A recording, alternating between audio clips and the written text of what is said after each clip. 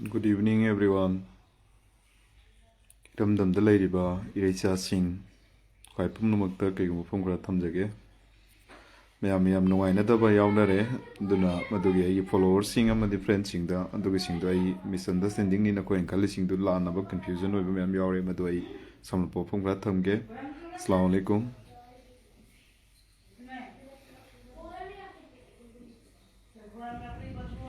Live asibu yung biri basili now sing ay live sentang sing bra amtang habiro kindly.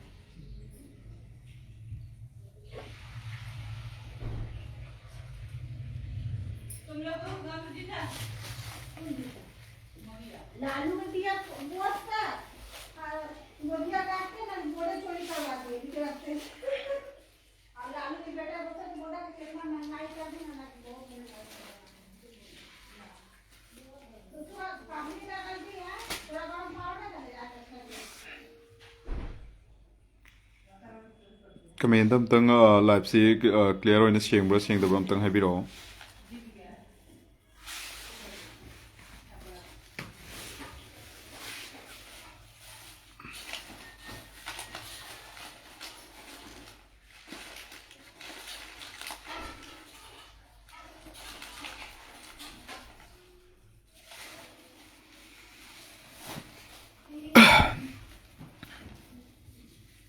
Kami lam tang to bira day live si matam lo to bita hauser ke me am tang hai biro yang biri besing da chenge am jat bogi. Okay, thank you. Okay were sili now sing ahan badai kuigi mete sili now sing na ai ngol da live tha de live thar ga ngang de handa kuigi pangal masa kuki sing na puraki bagi matang sida kuki sili now hai badu su me am dai kenom hai ge iramdam da lairiba any naga wesanu mete wesanu kuki wesanu aidi sili now ni leminara bane na khoi adum sili now hai ko madu malana khanbi ga no misunderstanding to biga no lana su sandok biga no ado ngasagi live tharaga wangang de habasi aina lairiba numittu da lairiba mafam du su video namaga ai semba bodi live ta ngang bune hena nungai jaw misangni akhoi sidi semba su sang de background thado ga loire adum ado editing to ba mi su na te idi haisu haina de thoina ado da live thai ga tha de ga na ina post to khrabani ado da ina haifam thokpa dum hai khrabani maduda mo hanjak hanjak tha saraga comment da khatnari ba launari ba sing tawbi gano maitei chilinaw na pangan hat pa tu pa phu ba yawre adu so edum lawi pangal masen du soir pa yawre adu su dum lawi khangang jai ai one side ki social activist natte one side ki news pa ba mi su natte news ta ba mi su natte sisiama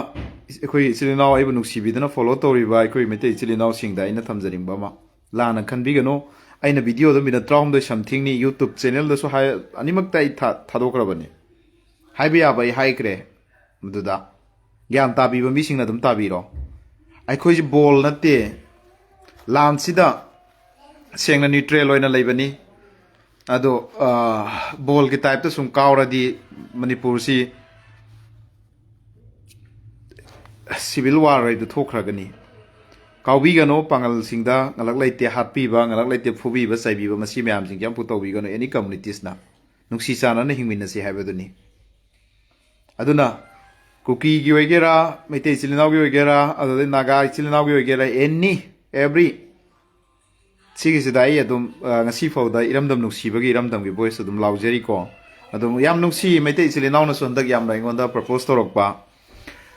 kuki gi andak pangan propasi di lo loidra ngang oidra na akhoi si kaisu khanjan bitabra na khan mani yam valuable oina lobira male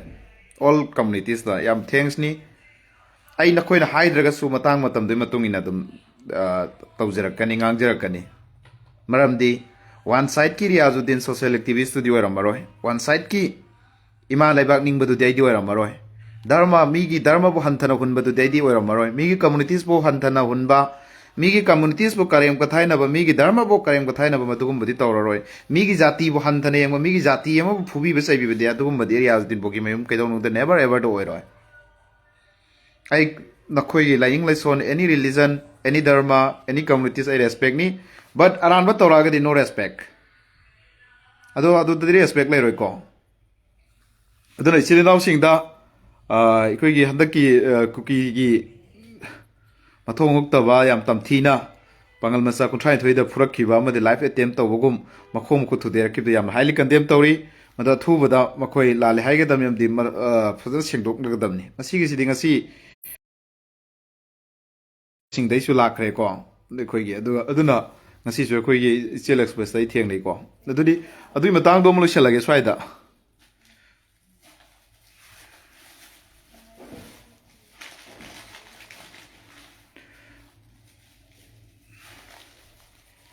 ꯏꯝꯇꯤꯌꯥꯁꯅ ꯅꯪꯒꯤ ꯅꯨꯄꯤꯗꯨ life ꯊꯥꯔꯛꯑꯣ ꯑꯩꯒꯤ ꯅꯨꯄꯤꯁꯤ life ꯊꯥꯗꯧꯁꯤ ꯀꯩ ꯃꯔꯝꯒꯤꯅꯣ ꯑꯩꯈꯣꯏ ꯃꯨꯁꯂꯤꯝꯗꯁꯨ ꯃꯆꯨꯝ ꯆꯥꯕ ꯄꯥꯡꯒꯜ ꯃꯌꯥꯝ ꯂꯩꯔꯤꯀꯣ ꯋꯥꯀꯥꯏ ꯁꯧꯕ ꯃꯩ ꯆꯨꯕ ꯋꯥꯊꯤ ꯋꯥꯔꯦꯝ ꯉꯥꯡꯕ ꯅꯁꯥꯗꯣ ꯀꯦꯟ ꯊꯣꯛꯑ ꯀꯨ ꯂꯣꯏꯁꯟꯕ ꯈꯨꯗꯩꯗ ꯏꯁꯇ꯭ꯔꯤ ꯇꯛꯄ ꯃꯌꯥꯝ ꯂꯩꯔꯤꯀꯣ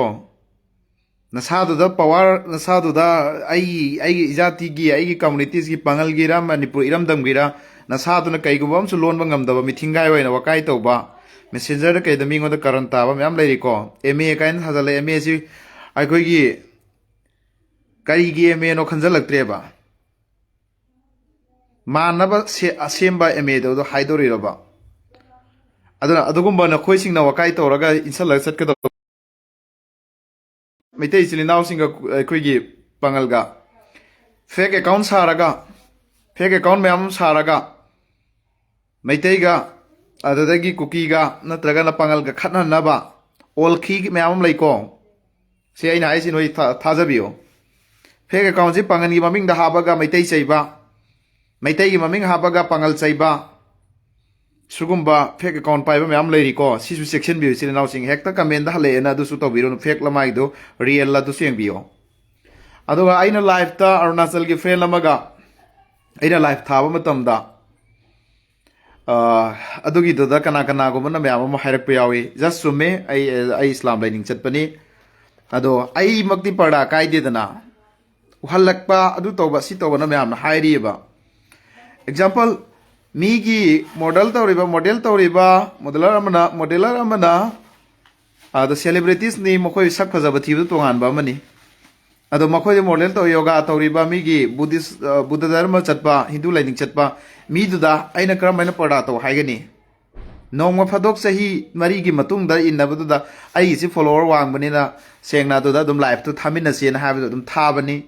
ꯑꯗꯨꯗ ꯃꯥꯗꯤ ꯑꯗꯨꯝ ꯐ꯭ꯌꯨꯆꯔꯒꯤ ꯀꯔꯤꯒꯤ ꯍꯥꯏꯕ ꯈꯣꯠꯄ ꯍꯩꯕ ꯑꯗꯨꯒꯨꯝꯕ ꯃꯌꯥꯝꯗꯨꯗ ꯑꯗꯨꯝ ꯊꯥꯕꯅꯤ ꯑꯗꯣ ꯃꯥꯏ ꯗ꯭ꯔꯦꯁꯁꯤꯡꯗꯨ ꯑꯩꯅ ꯑꯗꯨꯒꯤ ꯃꯇꯝꯗꯨꯗ ꯑꯩꯅ ꯀꯝꯃꯨꯅꯦꯟ ꯅꯥꯏꯕ ꯌꯥꯕ꯭ꯔꯥ ꯃꯤꯒꯤ ꯙꯔꯃꯒꯤ ꯃꯥꯒꯤ ꯃꯁꯥꯗꯨꯕꯨ ꯃꯥꯅ ꯑꯩꯒꯤ ꯐꯦꯃꯤꯂꯤ ꯌꯥꯎꯔꯤꯅꯤ ꯑꯗꯨꯗ ꯂꯩꯔꯤꯅꯤ ꯑꯗꯨꯗ ꯔꯨꯃꯔꯁ ꯇꯧꯗꯧꯁꯤ ꯀꯔꯤ ꯃꯔꯝꯒꯤꯅꯣꯕ ꯅꯠꯇꯦ ꯀꯩ ꯅꯨꯡꯉꯥꯏꯇꯕꯒꯤ ꯑꯗꯨꯗ ꯀꯩꯗꯧꯒꯗꯣꯏꯅꯣ ꯀꯅꯥ ꯃꯅꯤꯄꯨꯔꯗꯕꯨ ꯑꯩꯈꯣꯏ ꯉꯁꯤ ꯐꯥꯎꯗ ꯖꯒꯣꯠ ꯆꯥꯗꯕ ꯅꯠꯇ꯭ꯔꯒꯅ ꯅꯣꯡꯃꯇꯥꯏ ꯐꯣꯇꯣ ꯑꯃ ꯚꯥꯏꯔꯦꯜ ꯑꯣꯏꯅꯔꯤꯕ ꯃꯌꯥꯝꯁꯤꯡꯁꯤ ꯑꯗꯣ ꯚꯥꯏꯔꯦꯜ ꯑꯣꯏꯔꯤꯕ ꯃꯌꯥꯝꯁꯤꯡꯁꯤ ꯄꯥꯡꯒꯜꯗꯁꯨ ꯃꯩꯇꯩꯗꯁꯨ ꯀꯩꯗꯁꯨ ꯃꯌꯥꯝ ꯑꯃ ꯂꯩꯔꯤ ꯑꯩ ꯅꯣꯡꯃꯇꯪ ꯃꯊꯣꯡ ꯃꯔꯝ ꯆꯥꯗꯕ ꯄꯣꯁ ꯑꯝꯇꯪ ꯇꯧꯔꯛꯈꯤꯕ ꯄꯨꯊꯣꯔꯛꯑꯣꯕ ꯂꯥꯏꯐꯇ ꯃꯤꯒꯤ ꯃꯁꯥꯒꯤ ꯂꯩꯔꯤꯕ ꯄ꯭ꯔꯣꯐꯦꯁꯟꯗꯨꯒꯤ ꯃꯤꯒꯤ ꯖꯥꯠ ꯃꯈꯣꯏꯒꯤ ꯙꯔꯃꯗ ꯌꯥꯔꯝꯕ ꯌꯥꯏ ꯌꯥꯔꯝꯗꯕ ꯌꯥꯏ ꯑꯗꯣ ꯑꯩꯅ ꯊꯤꯖꯤꯜꯂꯨꯗꯦ ꯃꯗꯨꯗ ꯑꯦꯖ ꯑꯦ ꯐ꯭ꯔꯦꯟ ꯑꯃ ꯑꯣꯏꯅ ꯌꯥꯎꯔꯛꯄꯗꯨꯁꯨ ꯑꯗꯨ ꯌꯥꯏꯒ ꯁꯤ ꯌꯥꯏꯒꯅ ꯑꯩꯒꯤ ꯃꯤꯗꯨ ꯅꯠꯇꯦꯕ ꯑꯩꯒꯤ ꯀꯝꯃꯨꯅꯤꯇꯤꯁꯇ ꯍꯥꯟꯅ ꯆꯩꯈꯤꯁꯦꯕ ꯑꯃꯨꯛꯇꯪ ꯑꯩ ꯉꯁꯤ ꯐꯥꯎꯕ ꯄꯥꯡꯒꯜ ꯅꯨꯄꯤ ꯑꯃ ꯑꯗꯨꯃꯥꯏꯅ ꯑꯩ ꯄꯨꯊꯣꯛꯑ ꯋꯥꯔꯤ ꯅꯠꯇ꯭ꯔꯒꯅ ꯃꯤꯒꯤ ꯑꯗꯨꯃꯥꯏꯅ ꯇꯧꯅ ꯑꯩ ꯂꯥꯏꯐ ꯊꯥꯔꯛꯑꯣꯏꯕ ꯊꯥꯁꯨ ꯊꯥꯔꯣꯏ ꯑꯩꯈꯣꯏ ꯇꯧꯁꯨ ꯇꯧꯔꯣꯏꯕ ꯃꯇꯥꯡꯅ ꯃꯇꯝꯅ ꯃꯗꯨꯗꯤ ꯑꯗꯨꯗꯅꯤ ꯑꯗꯨꯅ ꯌꯥꯝꯅ ꯋꯥ ꯍꯥꯏꯅꯤꯡꯗꯦ ꯑꯗꯨꯒ ꯃꯇꯨꯡꯁꯨ ꯊꯥꯔꯛꯑꯔꯣꯏ ꯑꯗꯨꯒ ꯑꯃꯒ ꯍꯥꯏꯒꯦ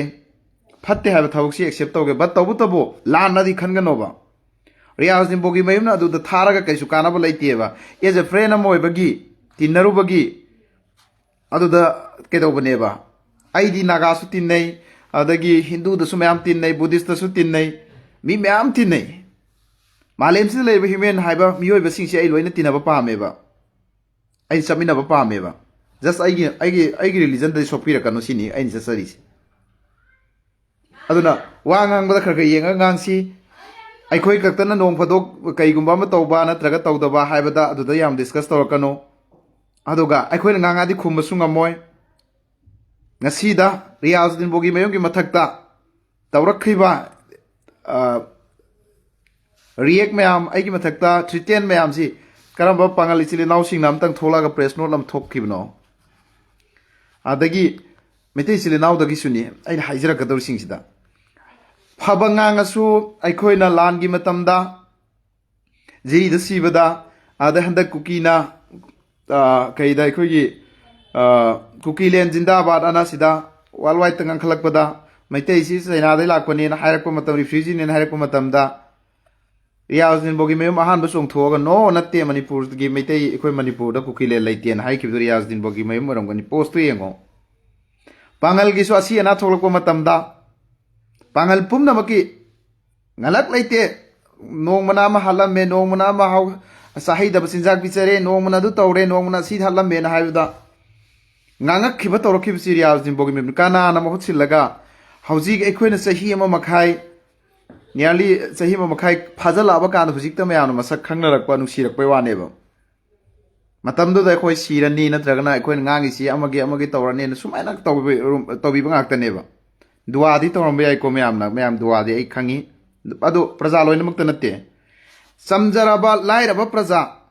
ꯀꯌꯥꯅ ꯑꯩꯕꯨ ꯅꯨꯡꯁꯤꯕꯤꯈꯤꯕ ꯃꯇꯝꯗꯨꯗ ꯉꯥꯡꯕꯗꯤ ꯉꯝꯖꯗꯕ ꯄ꯭ꯔꯖꯥ ꯄꯩꯁꯥꯗꯤ ꯃꯇꯦꯡ ꯄꯥꯡꯕ ꯉꯝꯖꯗꯕ ꯄ꯭ꯔꯖꯥ ꯑꯗꯨꯒꯤ ꯃꯌꯥꯝꯗꯣ ꯃꯄꯤꯒ ꯄꯤꯔꯥꯡꯅ ꯆꯣꯠꯂꯒ ꯃꯈꯣꯏꯒꯤ ꯄ꯭ꯔꯦꯌꯔ ꯇꯧꯕꯤꯔꯛꯈꯤꯑꯕ ꯑꯩꯉꯣꯟꯗ ꯗꯨꯋꯥ ꯄꯤꯕꯤꯔꯛꯈꯤꯑꯕ ꯑꯗꯨꯒꯤ ꯁꯛꯇꯤꯗꯨꯅ ꯉꯁꯤ ꯊꯣꯛꯂꯛꯑꯒ ꯆꯍꯤ ꯑꯃ ꯃꯈꯥꯏ ꯑꯩꯅ ꯃꯤꯌꯥꯝꯒꯤꯗꯃꯛ ꯁꯣꯁꯤꯌꯦꯜꯒꯤ ꯄ꯭ꯂꯦꯠꯐꯣꯝꯁꯤꯗ ꯋꯥ ꯉꯥꯡꯉꯛꯄ ꯉꯁꯤꯐꯥꯎ ꯉꯝꯂꯤꯕꯅꯦꯕ ꯀꯅꯥꯅ ꯂꯥꯏꯔꯕ ꯏꯆꯤꯜ ꯏꯅꯥꯎꯁꯤꯡꯗꯨꯅꯅꯦ ꯃꯃꯤꯠꯇꯩ ꯃꯄꯤꯗꯣ ꯑꯣꯔ ꯇꯥꯔꯒꯅꯦ ꯗꯨꯋꯥ ꯇꯧꯔꯛꯑꯒ ꯄ꯭ꯔꯦꯌꯔ ꯇꯧꯔꯛꯑꯒ ꯑꯩꯉꯣꯟꯗ ꯄ꯭ꯔꯊꯅꯥ ꯇꯧꯔꯛꯑꯒ ꯑꯩ ꯉꯁꯤ ꯇꯧꯔꯛꯄꯅꯦꯕ ꯆꯝꯖꯔꯕ ꯑꯂꯤꯝ ꯎꯂꯃꯥꯁꯤꯡꯅ ꯗꯨꯋꯥ ꯇꯧꯕꯤꯔꯛꯑꯒ ꯑꯗꯒꯤ ꯏꯅꯥꯛ ꯈꯨꯟꯕꯁꯨ ꯂꯣꯏꯅꯃꯛ ꯐꯠꯇꯦ ꯍꯥꯏꯕ ꯌꯥꯗꯦ ꯃꯩꯇꯩꯗꯩꯁꯨ ꯏꯆꯤꯜ ꯏꯅꯥꯎ ꯃꯌꯥꯝ ꯑꯩꯕꯨ ꯅꯨꯡꯁꯤꯕꯤ ꯃꯇꯦꯡ ꯄꯥꯡꯕ ꯂꯩꯔꯤ ꯄꯥꯡꯒꯟꯗꯒꯤꯁꯨ ꯂꯩꯔꯤ ꯑꯗꯣ ꯀꯣꯏꯁꯟꯁꯤ ꯕꯦꯔꯤ ꯀꯥꯏꯟ ꯑꯣꯐ ꯀꯣꯏꯁꯟꯅꯦꯕ ꯑꯩꯉꯣꯟꯗ ꯑꯛꯁ ꯇꯧꯔꯤꯁꯦ ꯑꯩꯁꯤ ꯀꯔꯝꯍꯥꯏꯅ ꯗꯦꯜꯂꯤ ꯁꯦꯇꯜ ꯇꯧꯔ ꯂꯩꯔꯤꯃꯣꯏꯁꯦ ꯅꯣꯏ ꯅꯊꯧ ꯂꯩꯇꯕ꯭ꯔꯥꯕ ꯃꯥꯂꯦꯝꯁꯤꯗ ꯅꯣꯏꯅ ꯀꯔꯤ ꯇꯧꯔ ꯂꯩꯔꯤꯃꯣꯅ ꯍꯪꯕꯒꯤ ꯃꯊꯧ ꯀꯔꯤ ꯇꯥꯒꯦꯕ ꯑꯗꯨꯅ ꯀꯥꯟꯅꯗꯕꯗ ꯑꯩꯉꯣꯟꯗ ꯀꯣꯏꯁꯟ ꯇꯧꯔꯛꯀꯅꯣ ꯑꯩꯉꯣꯟꯗ ꯅꯦꯕꯔ ꯑꯦꯐ꯭ꯔꯦꯠ ꯑꯦꯅꯤ ꯋꯥꯟ ꯑꯦꯅꯤ ꯀꯝꯃꯨꯅꯤꯇꯤꯁ ꯑꯩꯉꯣꯟꯗ ꯀꯤꯕ ꯂꯩꯇꯦꯀꯣ ꯑꯦꯅꯤ ꯑꯁꯣꯏꯕꯗꯨꯗꯤ ꯑꯁꯣꯏꯕꯅꯤ ꯑꯔꯥꯟꯕꯗꯨꯗꯤ ꯑꯔꯥꯟꯕꯅꯤ ꯍꯥꯏꯕ ꯉꯝꯒꯅꯤ ꯑꯗꯨꯒ ꯍꯣꯏ ꯉꯁꯥꯏꯒꯤ ꯑꯩꯈꯣꯏ ꯏꯁꯂꯥꯝ ꯂꯥꯏꯅꯤꯡꯗꯗꯤ ꯐꯤꯖꯦꯠ ꯆꯛꯁꯦꯠ ꯀꯥꯝꯕꯁꯤ ꯌꯥꯗꯦ ꯃꯗꯨꯒꯤ ꯃꯇꯥꯡꯗꯣ ꯑꯃ ꯅꯦꯛꯁ ꯇꯥꯏꯝ ꯏꯆꯤꯜ ꯏꯅꯥꯎꯁꯤꯡ ꯁꯦꯡꯅ ꯃꯗꯨ ꯑꯩꯒꯤ ꯐ꯭ꯔꯦꯟꯗꯣ 4 ꯏꯌꯔꯒꯤ ꯃꯇꯨꯡꯗ ꯎꯅꯕꯅꯤ ꯑꯗꯣ ꯃꯈꯣꯏꯅ ꯃꯣꯗꯦꯜ ꯂꯥꯏꯟꯗ ꯃꯣꯏꯅ ꯆꯠꯈ꯭ꯔꯦ ꯐꯦꯁꯟ ꯂꯥꯏꯟꯗ ꯆꯠꯈ꯭ꯔꯦ ꯑꯗꯣ ꯑꯩꯅ ꯑꯗꯨꯝ ꯁꯨꯃꯥꯏꯅ ꯂꯩꯍꯧꯔꯦꯀꯣ ꯑꯗꯨꯕꯨ ꯅꯨꯡꯁꯤꯕꯒꯤ ꯇꯥꯔꯝ ꯑꯦꯟ ꯀꯟꯗꯤꯁꯟꯗ ꯃꯗꯨ ꯑꯃ ꯀꯩꯗꯧꯔꯕꯅꯤ ꯑꯗꯨ ꯃꯇꯨꯡꯗ ꯃꯗꯨꯒꯨꯝꯕꯗꯨ ꯑꯩꯒꯤ ꯁꯃꯥꯖꯇ ꯊꯃꯣꯏ ꯀꯥꯏꯕ ꯑꯃꯗꯤ ꯌꯥꯗꯕ ꯄꯣꯠꯇꯣ ꯑꯩ ꯃꯗꯨꯝ ꯇꯧꯔꯛꯑꯣꯏ ꯃꯁꯤꯅꯤ ꯑꯩꯅ ꯁꯦꯡꯗꯣꯛꯀꯦꯅ ꯉꯁꯥꯏ ꯍꯥꯏꯔꯤꯗꯣ ꯑꯗꯨꯅ ꯑꯅꯤꯅꯤꯀꯣ ꯁꯦꯡꯗꯣꯛꯑꯝꯃꯤꯁꯦ ꯄꯥꯡꯒꯜ ꯏꯆꯤꯜ ꯏꯅꯥꯎꯁꯤꯡꯒꯤ ꯊꯃꯣꯏꯗ ꯅꯨꯡꯉꯥꯏꯇꯕ ꯂꯩꯔꯤꯁꯤꯡꯗꯣꯝꯁꯨ ꯑꯩ ꯁꯦꯡꯗꯣꯛꯆꯔꯦ ꯑꯗꯨꯒ ꯃꯩꯇꯩ ꯏꯆꯤꯜ ꯏꯅꯥꯎꯁꯤꯡꯗ ꯅꯨꯡꯉꯥꯏꯇꯕ ꯂꯥꯏꯐ ꯇꯧꯗꯦ ꯍꯥꯏꯕꯗꯣ ꯂꯥꯏꯐꯇꯒꯤ ꯍꯦꯟꯅ ꯑꯩ ꯃꯐꯝꯗꯨꯗ ꯅꯦꯠꯇꯨ ꯌꯥꯝ ꯆꯞꯄ ꯑꯗꯨꯗ ꯑꯩ ꯇꯁꯦꯡꯅꯃꯛꯀꯤ ꯑꯣꯏꯅ ꯚꯤꯗꯤꯑꯣꯗꯣ ꯅꯝꯃꯒ ꯊꯥꯗꯣꯛꯈꯤꯕꯅꯤ ꯄꯣꯁꯇ ꯂꯩꯕꯅꯤ ꯑꯩ ꯀꯔꯤ ꯍꯥꯏꯈꯤꯃꯣꯏꯗꯣ ꯑꯗꯨꯅ ꯑꯩꯈꯣꯏꯒꯤ ꯉꯂꯛꯀꯤ ꯋꯥꯈꯜꯗ ꯇꯧꯒꯅꯣꯕ ꯃꯅꯤꯄꯨꯔꯗ ꯉꯁꯤ ꯈꯥꯡꯈꯣꯡ ꯆꯥꯏꯔꯤꯕ ꯑꯁꯤ ꯑꯅꯥꯟ ꯄꯤꯛ ꯊꯜꯂꯤꯁꯦ ꯉꯂꯛꯀꯤ ꯋꯥꯈꯜꯗ ꯈꯟꯕꯅꯅꯦꯕ ꯑꯩꯒꯤ ꯏꯌꯥꯝꯕ ꯑꯃꯁꯨ ꯔꯤꯀ꯭ꯋꯦꯁ ꯂꯥꯛꯏ ꯕꯥꯕꯥꯖꯤ ꯕꯥꯁꯄꯦꯋꯥꯂꯦ ꯉꯥꯏꯍꯥꯛꯇꯪ ꯂꯧꯁꯜꯂꯛꯀꯦ ꯃꯌꯥꯝ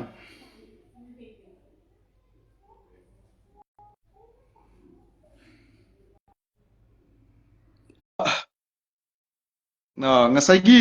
ꯀꯩꯗꯧꯔꯤꯁꯤꯡꯁꯤꯗ ꯑꯩꯈꯣꯏꯒꯤ ꯃꯔꯛꯇ ꯍꯥꯏꯕ꯭ꯔꯤꯠ ꯃꯤꯛꯆꯔ ꯃꯔꯛꯇ ꯃꯤ ꯑꯃꯒ ꯊꯤꯅꯅꯕ ꯇꯧꯕ ꯁ꯭ꯄꯥꯏꯁꯤꯡ ꯇꯧꯕꯤꯔꯛꯀꯅꯨ ꯑꯩꯉꯣꯟꯗ ꯆꯪꯉꯣꯏ ꯔꯤꯌꯥꯖꯨꯗꯤꯟꯗ ꯆꯪꯉꯣꯏ ꯑꯗꯣ ꯅꯈꯣꯏꯒꯨꯝꯕ ꯑꯃꯅ ꯍꯦꯛꯇ ꯍꯥꯏꯔ ꯌꯥꯔꯣꯏ ꯑꯩꯒꯤ ꯑꯣꯖꯥ ꯑꯦꯗꯚꯥꯏꯖꯔꯤ ꯃꯌꯥꯝ ꯂꯩꯔꯤ ꯃꯩꯇꯩꯗꯁꯨ ꯂꯩꯔꯤ ꯏꯚꯟ ꯀꯨꯀꯤꯗꯁꯨ ꯂꯩ ꯅꯥꯒꯥꯗꯁꯨ ꯂꯩ ꯂꯣꯏꯅꯃꯛꯀꯤ ꯑꯦꯗꯚꯥꯏꯖꯔꯤ ꯂꯩ ꯖꯥꯇꯤ ꯈꯨꯗꯤꯡꯃꯛꯀꯤ ꯑꯩꯒꯤ ꯃꯈꯣꯏꯗ ꯍꯪꯉꯝ ꯊꯤꯔꯝꯗꯕꯤꯗ ꯑꯩ ꯍꯦꯛꯇ ꯊꯕꯛ ꯇꯧꯔꯣꯏ ꯁꯤ ꯀꯔꯤꯅꯣ ꯍꯥꯏꯕꯁꯦ ꯍꯪꯉꯕ ꯃꯇꯨꯡꯗ ꯑꯩ ꯁꯣꯁꯤꯌꯦꯜꯗ ꯉꯥꯡꯀꯅꯤ ꯑꯗꯣ ꯉꯁꯤꯐꯥꯎꯗ ꯑꯩꯅ ꯁꯦꯡꯗꯣꯛꯈꯤꯕꯁꯨ ꯂꯩꯇꯕꯅꯤ ꯂꯥꯜꯂꯦ ꯍꯥꯏꯕꯁꯨ ꯂꯩꯇꯕꯅꯤ ꯑꯆꯨꯝꯕꯗ ꯑꯩꯗꯤ ꯌꯨꯝꯐꯝ ꯑꯣꯏꯔꯒ ꯑꯗꯨꯝ ꯆꯠꯄꯅꯤ ꯍꯤꯁꯇ꯭ꯔꯤ ꯅꯩꯅꯧ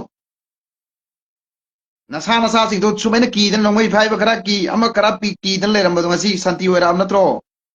ꯍꯣꯡꯅ ꯂꯥꯎꯔꯛꯈꯤꯅꯤꯀꯣ ꯑꯩꯈꯣꯏ ꯄꯥꯡꯒꯜ ꯏꯆꯤꯜ ꯏꯅꯥꯎꯗꯁꯨ ꯅꯆꯥꯁꯤꯡꯗꯣ ꯃꯤ 34 ꯀꯥꯞꯊꯠꯂꯣ ꯃꯤ 2 ꯀꯥꯞꯊꯠꯂꯣ 3 ꯀꯥꯞꯊꯠꯂꯣ ꯀꯩ ꯇꯧꯕ ꯉꯝꯈꯤꯒꯦ ꯑꯩꯈꯣꯏꯕꯣ ꯍꯥ ꯑꯐꯥꯎ ꯁꯥꯔꯛꯀꯅꯣ ꯑꯣꯖꯥ ꯁꯥꯔꯛꯀꯅꯣ ꯑꯩꯉꯣꯟꯗ ꯄꯥꯡꯒꯟꯗꯒꯤ ꯑꯩꯈꯣꯏꯗ ꯋꯥꯀꯥꯏ ꯇꯧꯔꯤꯕ ꯐꯣꯟꯗꯒ ꯅꯝꯕꯔ ꯑꯩꯒꯤ ꯅꯝꯕꯔꯗꯤ ꯁꯣꯁꯤꯌꯦꯜꯗ ꯃꯌꯥꯝ ꯂꯩꯕꯅꯤꯅ ꯇꯧꯁꯜꯂꯒ ꯋꯥꯀꯥꯏ ꯇꯧꯔꯤꯕꯁꯤꯡꯗꯣ ꯃꯨꯟꯅ ꯇꯥꯎ ꯑꯗꯨꯅ ꯄꯥꯡꯒꯜ ꯏꯆꯤꯜ ꯏꯅꯥꯎꯗꯁꯨ ꯑꯩꯅ ꯉꯁꯤ ꯍꯥꯏꯔꯤꯁꯦ ꯃꯨꯟꯅ ꯄꯣꯏꯟ ꯑꯣꯏꯅ ꯂꯧꯁꯜꯂꯨꯀꯣ ꯅꯁꯥ ꯅꯀꯣꯛꯇꯨꯗ nakrang manung da nakhut hapag lay banatro Quran du warrior book ni Allah gi nabi du terrorist ne haibada nakrang manung da nakhut hapag lay kim natraba adui matam du da natro ai thola kibse awkat lakani aina si tau khiana aina remind tau wena te khangjil lo khangam darasu tasalu ai ngasi da kariya kai bahai thage natraga islam gi khilaf ta pangan gi khilaf ta natraga any community sam gi khilaf ta satpro pangan dagi ju pangan gi wa haraga na pangan harau bagi fibam mama maitai gi thogom thobo maitai silnaw seraga maitai maitai gi haraga na pangan harau pangan gi haraga maitai na harau ba kuki gi haraga na maitai na harau ba sikari masano adu sat pauna de soi ba look community is the best of where there kuki sili now hire the marang meaning khango kuki pumna mana soi ba nate kuki pumna mana soi da bani kuki sili now khara makoi na hire sili now hire do da han gi phuris da kuki pumna mana phu ba ge ora magadi madudi kai no mai koi khana bi ya ba adu gi ni kuki sili now meaning khangaga waron khangaga phajana koi gi kedo godam ne thabu khandaraga nga inayum da hippaga longthang long hippaga study su kaim taw da me kame da kit namsala kanova mioi ba magi activities mioi ba mana social gi platform da thoga ngang pa pagi nate ai sinoen tolo piri bro iram dam dunung sibagi ne engo dum manipur gi any maitai doi gera kuki do any mafam da ikoi kuki gi nupi ani berat ne ke ta taw ki da dui matang du soi afam thamki adu natabada ekoi gi manga ka ga hat ki ba angang sing maming doi kawre meti chin adu soi thamki adagi lawe fam law subane kumbada sister ama si gi soi thamki any suda mera pa bi ma singa asam fan ga bung na bem pam do ai adum thamki adagi jiri da hat ki ba adu tanate very kind of ma ama lekre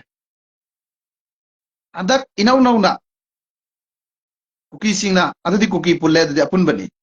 kuki singna kuki len zindabad ana ikoi gi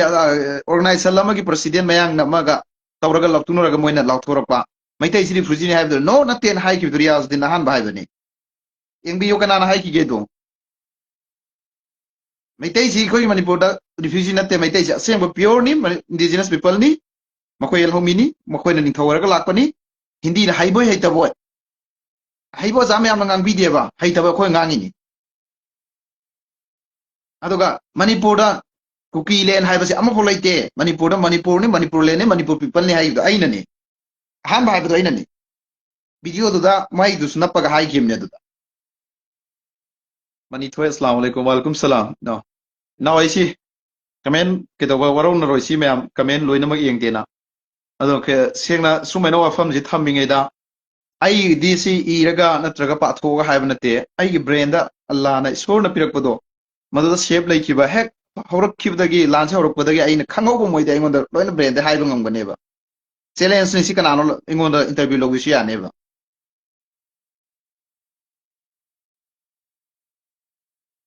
Vivek Maitai haisi tum na hat kadami sak huranba masum chaba sing tawbiman khangdaba sa mahik ni ai Vivek guys nang khoi gumba fake account pai ba mathong maram khangdaba sina nang kukira kanano su khangde adoga Maitai hat kadame kai si nang hekta hari si nang heta manipur si pani abro na khoi gumba sin lei basina ni manipur da ngasi kangkong sai ri si mi ama hat kani natraga Maitai communities ga hat kane si nang kari orige pangangang ano pangtaw taw no kamen na su ai paning din oi kamen aduna ni ai now sing kamen pa daw si saw gono ai tension loi bi yawe ba sida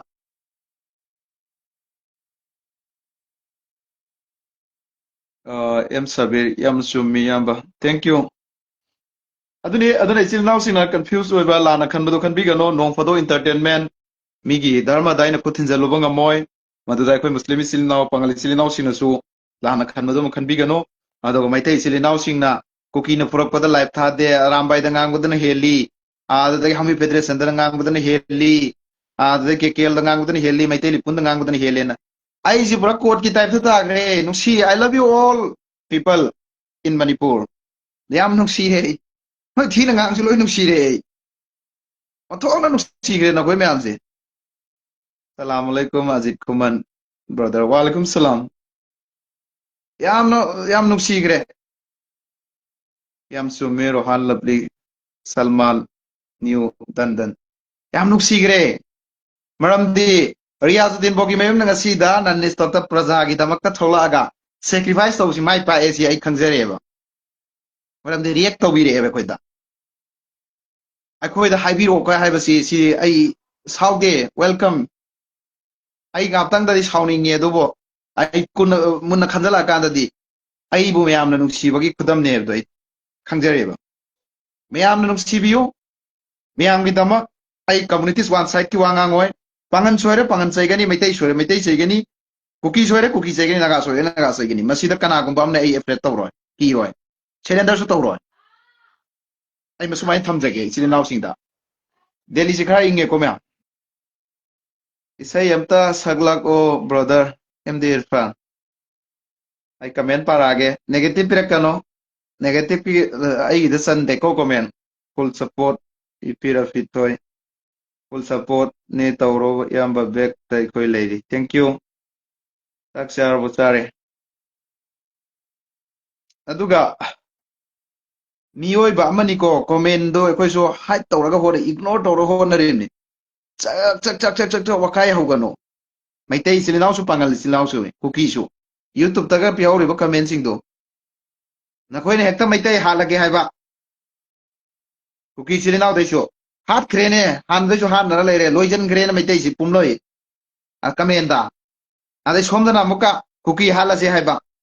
Cookie Pumno Loi Grain commenda.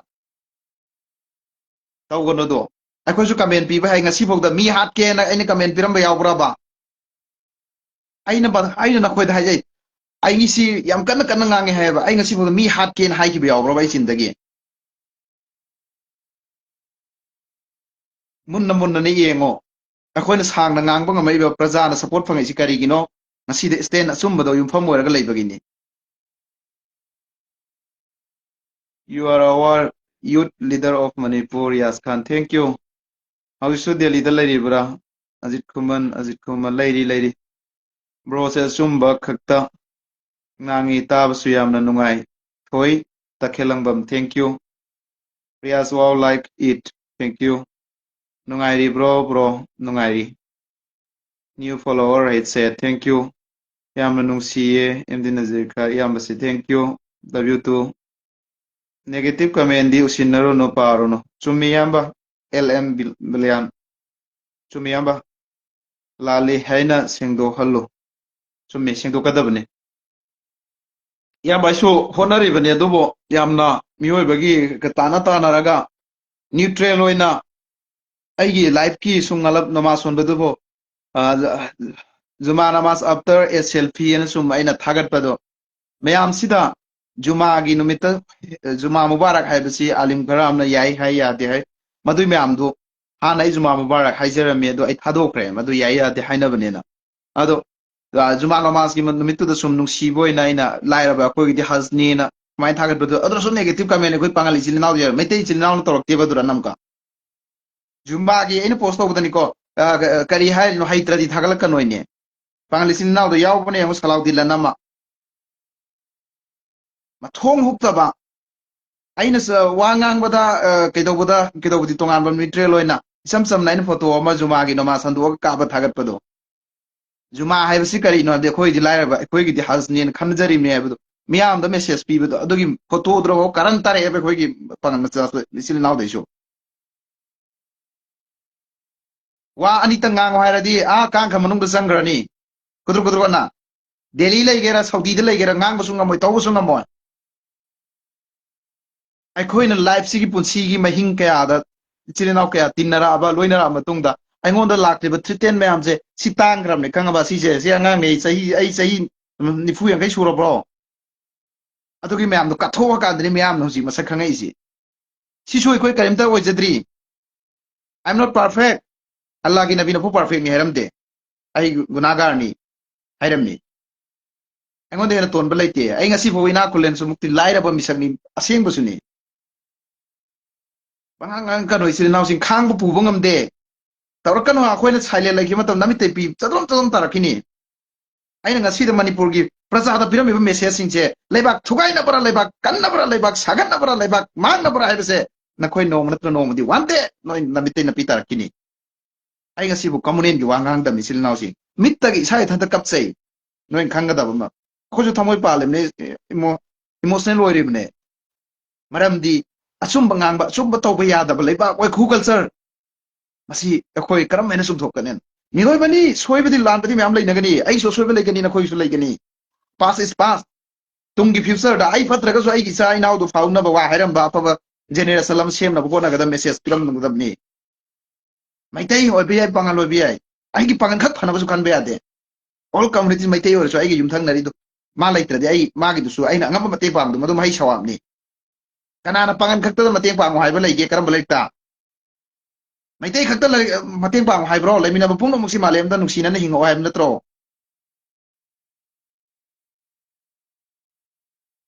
Ajit ꯉꯔꯥꯡꯒꯤ ꯊꯧꯗꯣꯛꯇꯨꯒꯤ ꯃꯇꯥꯡꯗ ꯑꯖꯤꯠ ꯈꯨꯃꯟ ꯃꯇꯥꯡꯗ ꯀꯔꯤ ꯋꯥꯐꯝ ꯊꯝꯅꯤꯡꯉꯤ ꯋꯥꯐꯝ ꯈꯔ ꯊꯝꯕꯤꯌꯨ ꯑꯩ ꯊꯝꯈ꯭ꯔꯕꯅꯤ ꯏꯅꯥꯎ ꯑꯩ ꯃꯃꯥꯡꯒꯤ ꯄꯣꯁꯠ ꯑꯝꯇ ꯌꯦꯡꯕꯤꯌꯨ ꯃꯤ 50K ꯁꯝꯊꯤꯡ ꯍꯦꯜꯍꯧꯔꯕꯅꯤ ꯌꯦꯡꯕ ꯌꯨꯇꯨꯕꯇꯁꯨ ꯂꯩꯕꯅꯤ ꯋꯥꯏꯈꯨ ꯀꯜꯆꯔ ꯑꯅ ꯑꯗꯨꯗꯁꯨ ꯊꯝꯕꯅꯤ ꯑꯗꯨꯒ ꯐꯦꯁꯕꯨꯛꯇꯁꯨ ꯊꯝꯕꯅꯤ ꯑꯅꯤꯃꯛꯇ ꯊꯝꯕꯅꯤ ꯉꯔꯥꯡꯒꯤ ꯋꯥꯐꯝ ꯌꯦꯡꯕꯤꯌꯨ ꯃꯤꯅꯠ 13ꯒꯤ ꯚꯤꯗꯤꯑꯣ ꯑꯩ ꯀ꯭ꯂꯦꯔꯤꯐꯤꯀꯦꯁꯟ ꯑꯩ ꯑꯗꯨꯗ ꯇꯧꯈꯤꯕꯅꯤ ꯑꯗꯨꯒꯤ ꯃꯇꯨꯡꯗ ꯑꯃꯨꯛ ꯒ꯭ꯔꯥꯎꯟꯒꯤ ꯚꯤꯗꯤꯑꯣ ꯑꯩꯉꯣꯟꯗ ꯊꯥꯔꯛꯑꯒ ꯑꯩ ꯑꯃꯨꯛ ꯒ꯭ꯔꯥꯎꯟꯒꯤꯁꯨ ꯇꯨꯔꯟ ꯊꯥꯗꯣꯛꯈꯤꯕꯅꯤ ꯕ꯭ꯔꯣ ꯀꯔꯤ ꯏꯟꯖꯥꯡ ꯆꯥꯈꯤꯒꯦ ꯆꯤꯀꯟ ꯆꯥꯏ ꯉꯁꯤꯗꯤ ꯆꯤꯀꯟꯒ ꯀꯣꯕꯤ ꯁꯜꯒꯣꯝ ꯍꯥꯏꯕ꯭ꯔꯥ ꯑꯗꯨ ꯆꯥꯏ ꯌꯥꯝꯅ ꯆꯨꯝꯃꯦ ꯑꯃꯤꯔ ꯈꯥꯟ ꯌꯦꯁꯝ ꯊꯦꯡꯛ ꯌꯨ ꯍꯥꯏ ꯍꯜꯂꯣ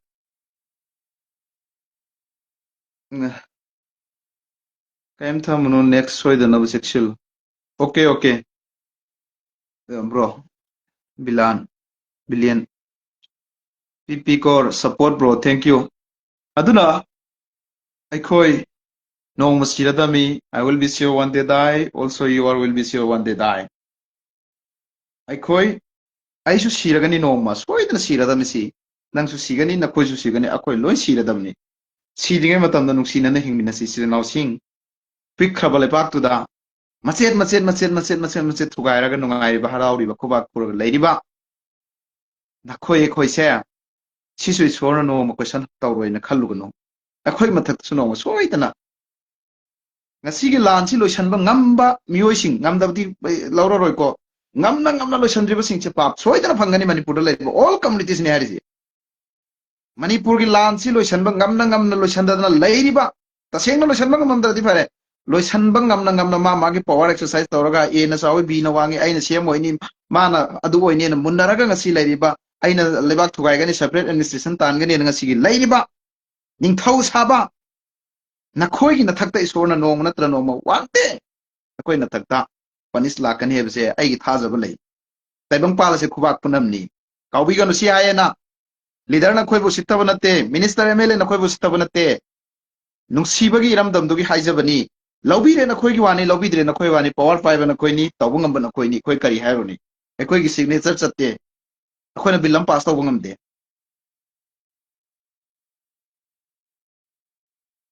ꯑꯖꯤꯠ ꯀꯨꯃꯟ ꯑꯣꯀꯦ ꯑꯩꯅ ꯊꯦꯡꯅꯗꯕ ꯑꯣꯏꯔꯝꯂꯦ ꯀꯣꯟꯅ ꯌꯦꯡꯉꯒꯦ ꯍꯧꯖꯤꯛ ꯂꯥꯏꯚꯇ ꯉꯥꯏꯍꯥꯛ ꯂꯩꯈꯤꯒꯦ ꯑꯖꯤꯠ ꯀꯨꯃꯟ ꯑꯣꯀꯦ ꯊꯦꯡꯛ ꯌꯨ ꯌꯥꯝ ꯆꯨꯝꯃꯦ ꯁꯄꯣꯔꯠ ꯌꯥꯝ ꯆꯨꯝꯃꯤꯗ ꯕ꯭ꯔꯣ ꯊꯦꯡꯛ ꯌꯨ ꯑꯗꯨꯅ ꯃꯤꯑꯣꯏꯕꯁꯤ ꯑꯩꯈꯣꯏꯒꯤ ꯄꯩꯁꯥꯅ ꯃꯇꯦꯡ ꯄꯥꯡꯕꯁꯨ ꯂꯩ ꯋꯥꯍꯩꯅ ꯄꯥꯡꯕꯁꯨ ꯂꯩ ꯊꯕꯛ ꯑꯣꯏꯅ ꯄꯥꯔꯇꯤꯀꯦꯜ ꯑꯣꯏꯅ ꯄꯥꯡꯕꯁꯨ ꯂꯩ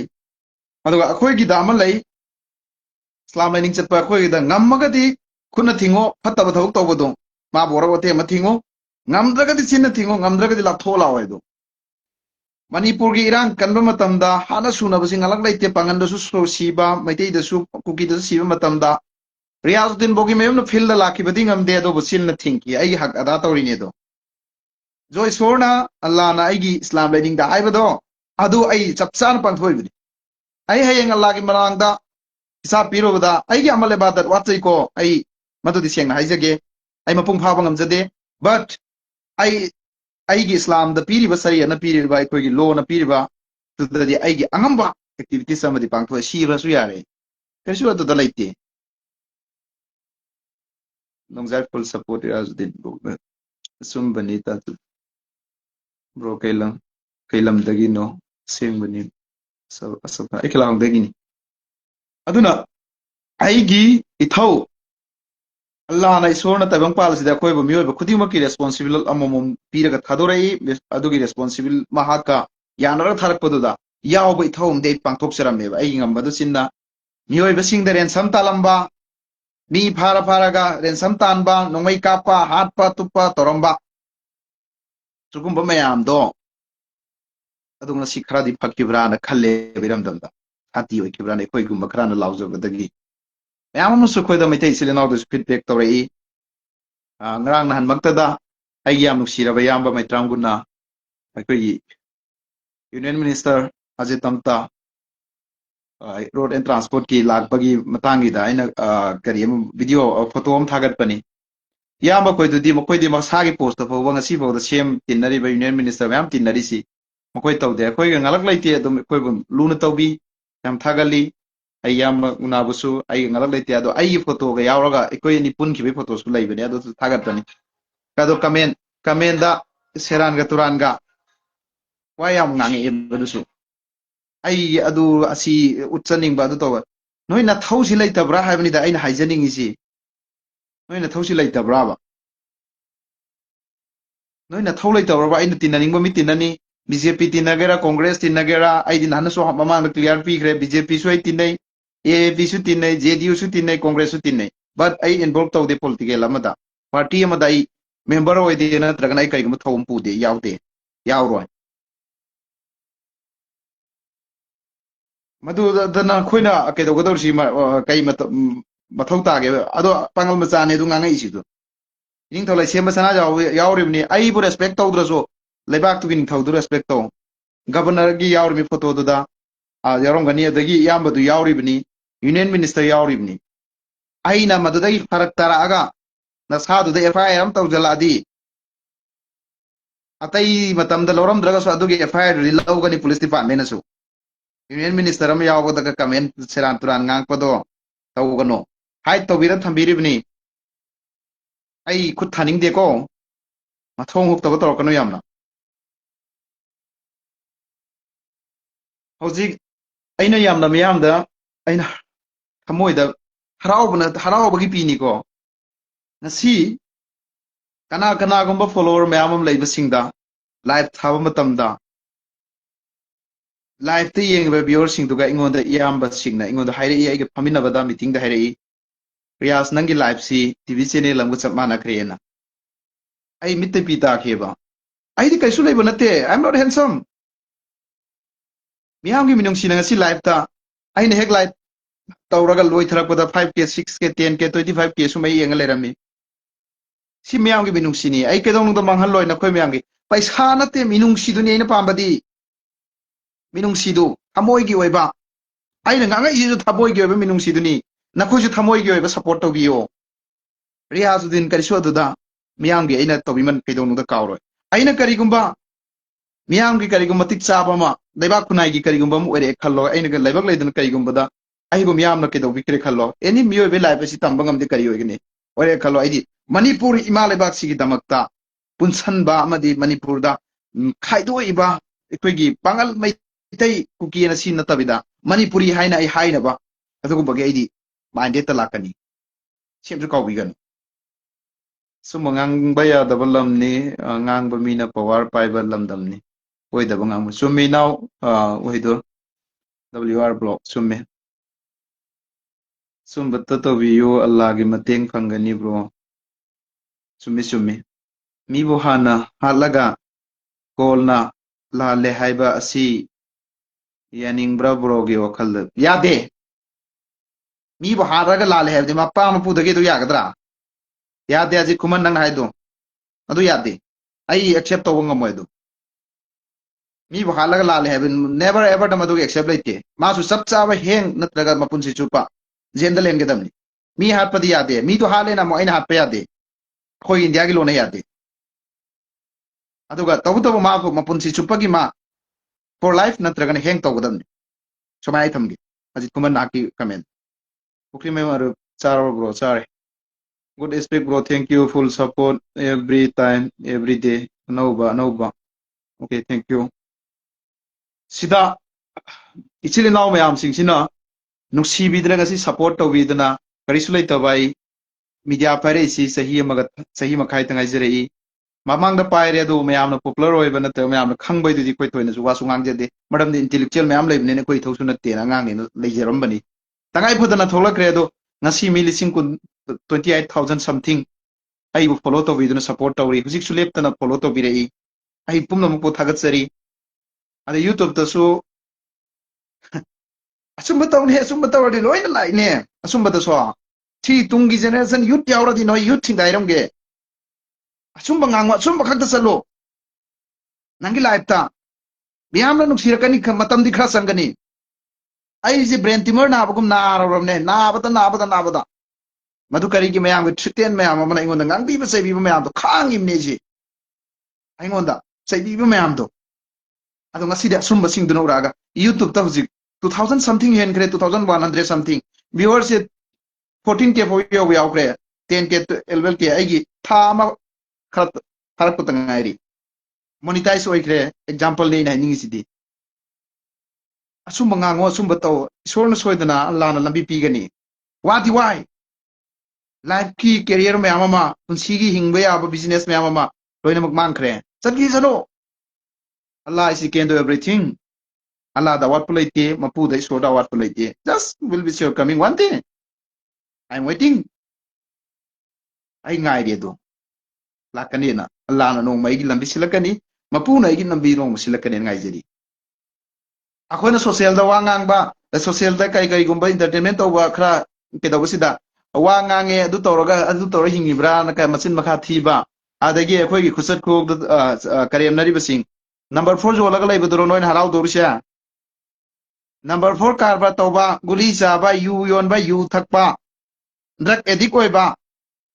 अदुगा कमेंदा पीबदरो पामिसे सुमैना फोंग नवा ngang मी अमनसु अमनसु करिमता इखोइदा इफेक्ट लेतबिदा लेबाक मिया ममांगदा पृथ्वी की मिया ममांगदा वा ngang बंग मिबिसिना फदबा अदुना फराबा नोइ अदुगुम्बा सादन थक्सन बदुना फराबा अदु नखोइगी न नखोइ अपामने दो आई दे दुगुम पामदे करीगुम्बा पास लाइफ तो तौरम यावरग थादोपियो तौबीगनो निशा हाइबसिना ख्वाइदगी short life ओइबनी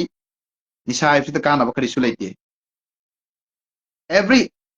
थमोय the हक्सांग the थवाय the पैसा द एवरी लोइनम लॉस नि जोन बीरी बचा बीरी ब थकपीरी ब पुंगनमक्तनी ने हाइजरिस मैतै ओइगरा पांगल ओइगरा कुकी ओइगरा नागा ओइगरा अमत निशा सि सपोर्ट तौरोइदम हौखिब तौनिंग तौरमो हुजिक्ति इरमदम सिदा सोइबा तारिबा मांगिबा ngarang nahan kuki ekoi gi kuki sister ama faida tai hai du badnam di nisa sai adu tawi nisa gi kedawnin hai ne maram di manipur palakpaga nisa hai bam su satleba badnam da sibeda si khangjallo akhoi gi lamdu da nisa popular oi bagi ne ba hai sai bi popular oi bagi ne ba inna mai sing du ikai draba do si matam da manipur ai ka da hai sai bi moi nisa sara mane ne ta thoi se Zabir ke now star tara thabire now si thank you Zabir ke now na ten star thabire thank you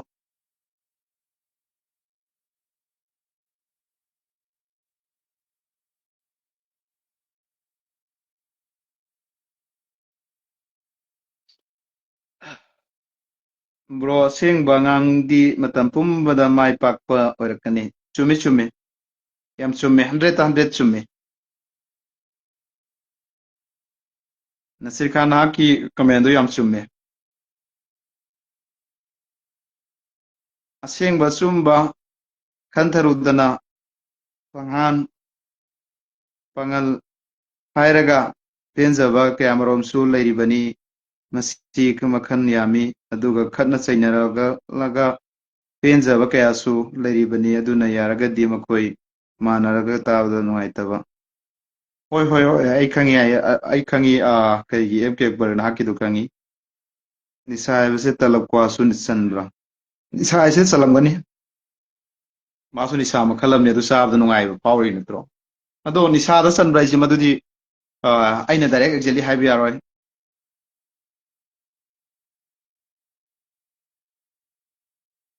ꯃꯨꯛꯇꯤꯁꯤꯡ ꯃꯧꯂꯥꯅꯥꯁꯤꯡ ꯑꯗꯨꯒ law and ꯑꯣꯔꯗꯔꯒꯤ ꯑꯣꯐꯤꯁꯥꯔꯁꯤꯡꯗ ꯍꯪꯕ ꯃꯊꯧ ꯇꯥꯏ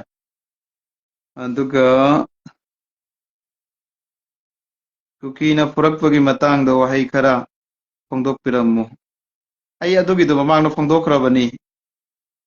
ꯐꯔꯦꯝꯕ ꯑꯩ minute 13ꯒꯤ ꯑꯩ ꯃꯃꯥꯡꯒꯤ post ꯐꯣꯡꯗꯣꯛꯈ꯭ꯔꯕꯅꯤ ꯌꯥꯝ ꯀꯟꯅ ꯚꯥꯏꯔꯦꯜ ꯑꯣꯏꯔꯤꯕꯅꯤ ꯑꯗꯨ ꯚꯤꯗꯤꯑꯣꯗꯨꯁꯨ ꯌꯥꯝꯅ ꯌꯥꯝ ꯁꯦꯌꯔ ꯇꯧꯅꯔꯤꯕꯅꯤ ꯌꯨꯅꯨꯁ ꯑꯂꯤ ꯆꯨꯝꯕꯅꯤ ꯆꯨꯝꯕ ꯇꯧꯕꯤꯌꯨ ꯏꯅꯥꯎ ꯁꯣꯏꯗꯅ ꯅꯪ ꯑꯜꯂꯥꯍꯀꯤ ꯃꯥꯏꯀꯩꯗꯒꯤ ꯃꯇꯦꯡ ꯁꯨꯡꯁꯣꯏ ꯁꯣꯏꯗꯅ ꯂꯥꯛꯀꯅꯤ ꯔꯤꯌꯥꯖꯨꯗꯤꯟ ꯑꯜꯂꯥꯍꯅ ꯇꯧꯔꯨꯕꯗ ꯃꯥꯏ ꯄꯥꯛꯄ ꯑꯣꯏꯕꯤꯌꯨ ꯁꯤ ꯀꯛꯅꯤꯡꯗ꯭ꯔꯥ ꯑꯦꯝꯗꯤ ꯁꯩꯗ ꯑꯃꯠ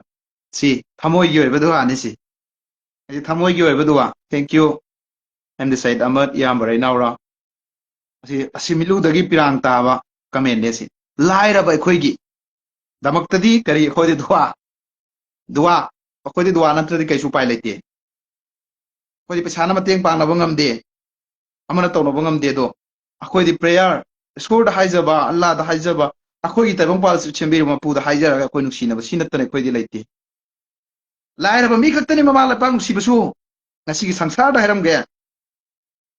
ꯂꯥꯏꯔꯕ ꯃꯤ ꯈꯛꯇꯅ ꯑꯖꯥꯝꯕ ꯃꯃꯥ ꯂꯩꯄꯥꯛꯀꯤꯗꯃꯛ ꯊꯋꯥꯏ ꯁꯨꯈꯠꯄꯅꯤ ꯃꯩꯇꯩ ꯏꯆꯤꯜ ꯏꯅꯥꯎꯗ ꯁꯤꯔꯤꯁꯤꯡꯁꯦ ꯃꯤꯅꯤꯁꯇꯔꯒꯤ ꯃꯆꯥ ꯑꯦꯝ ꯑꯦꯜ ꯑꯦꯒꯤ ꯃꯆꯥ ꯑꯝꯇꯪ ꯌꯥꯎꯔꯝꯃꯣꯏ ꯀꯨꯀꯤꯗ ꯁꯤꯔꯤꯁꯤꯡꯁꯦ ꯃꯤꯅꯤꯁꯇꯔꯒꯤ ꯑꯦꯝ ꯑꯦꯜ ꯑꯦꯒꯤ ꯃꯆꯥ ꯑꯝꯇꯪ ꯌꯥꯎꯔꯝꯃꯣꯏ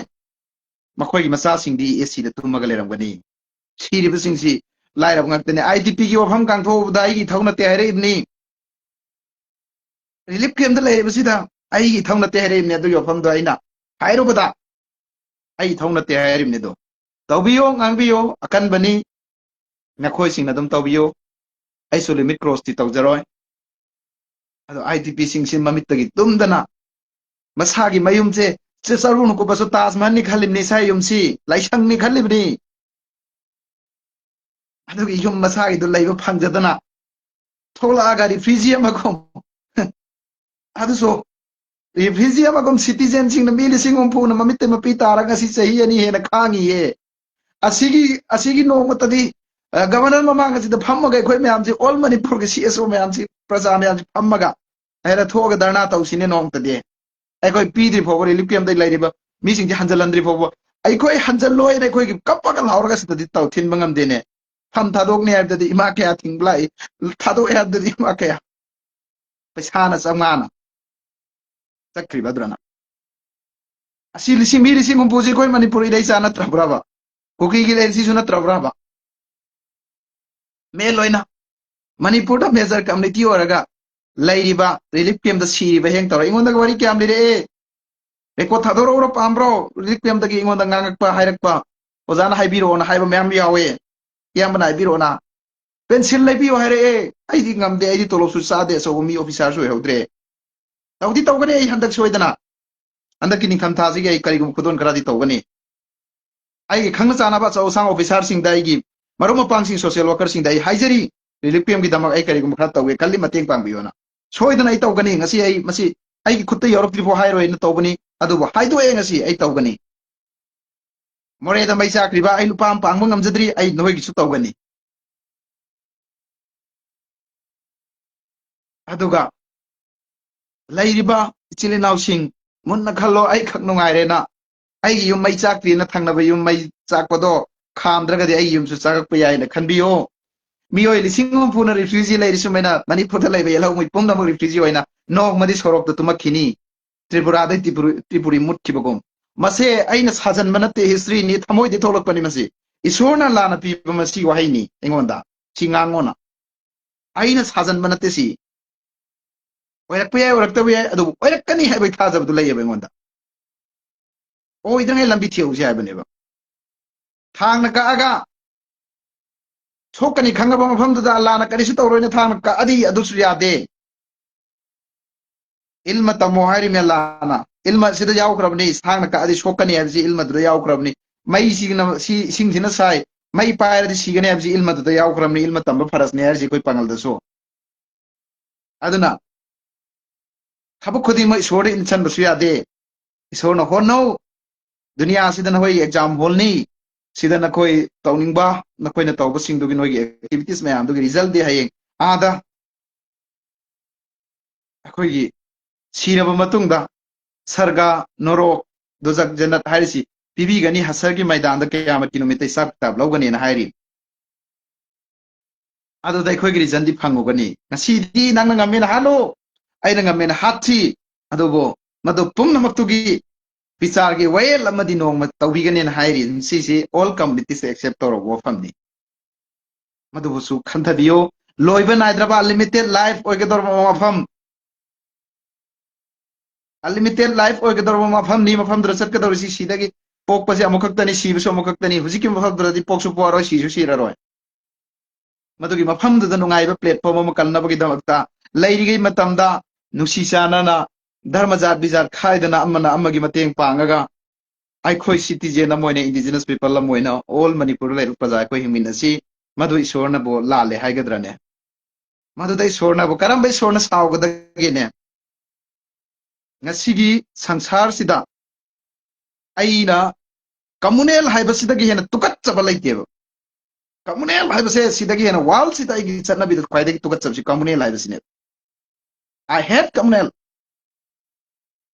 आइगी ख्वाइदगी तुकत चबसे कम्युनल हाइबसिने मसिगी कम्युनल हाइबसि लैगी फौबा आइखोइ कैथौनोंदा पृथ्वी चौखत चौखत लेबाक सिंगसिगा चांगदमनबा ngam जंगली लाइफ लेगनी एनिमल थिंकिंग लाकनी हाना सुनरकनी मथोंग मरम खंगदबा वाल दा तादबा चत्तबा थबक तोरम मयाम तोरकने कम्युनल हाइबगी वखलसी कोनि संदोग सुम लेरगदी सिरिनाव सिंह काउबिगनो इलेक्शन सु लाकदौरे जम्मू कश्मीर मी कुंतर कुंतरे हातपददी इंडिया पुंबनी ई वाल पुंबनी ई मणिपुर दा मी सहुम हेन हसीरबा बोथ साइड अनि मिली चते चनिपाल हेन सीरबा लिसिंग हेन एग्जांपल सब्जेक्ट टू करेक्शन मी योय के सीरबा युम मई के मई साबदी ngasi भगवान white निक्त्रीने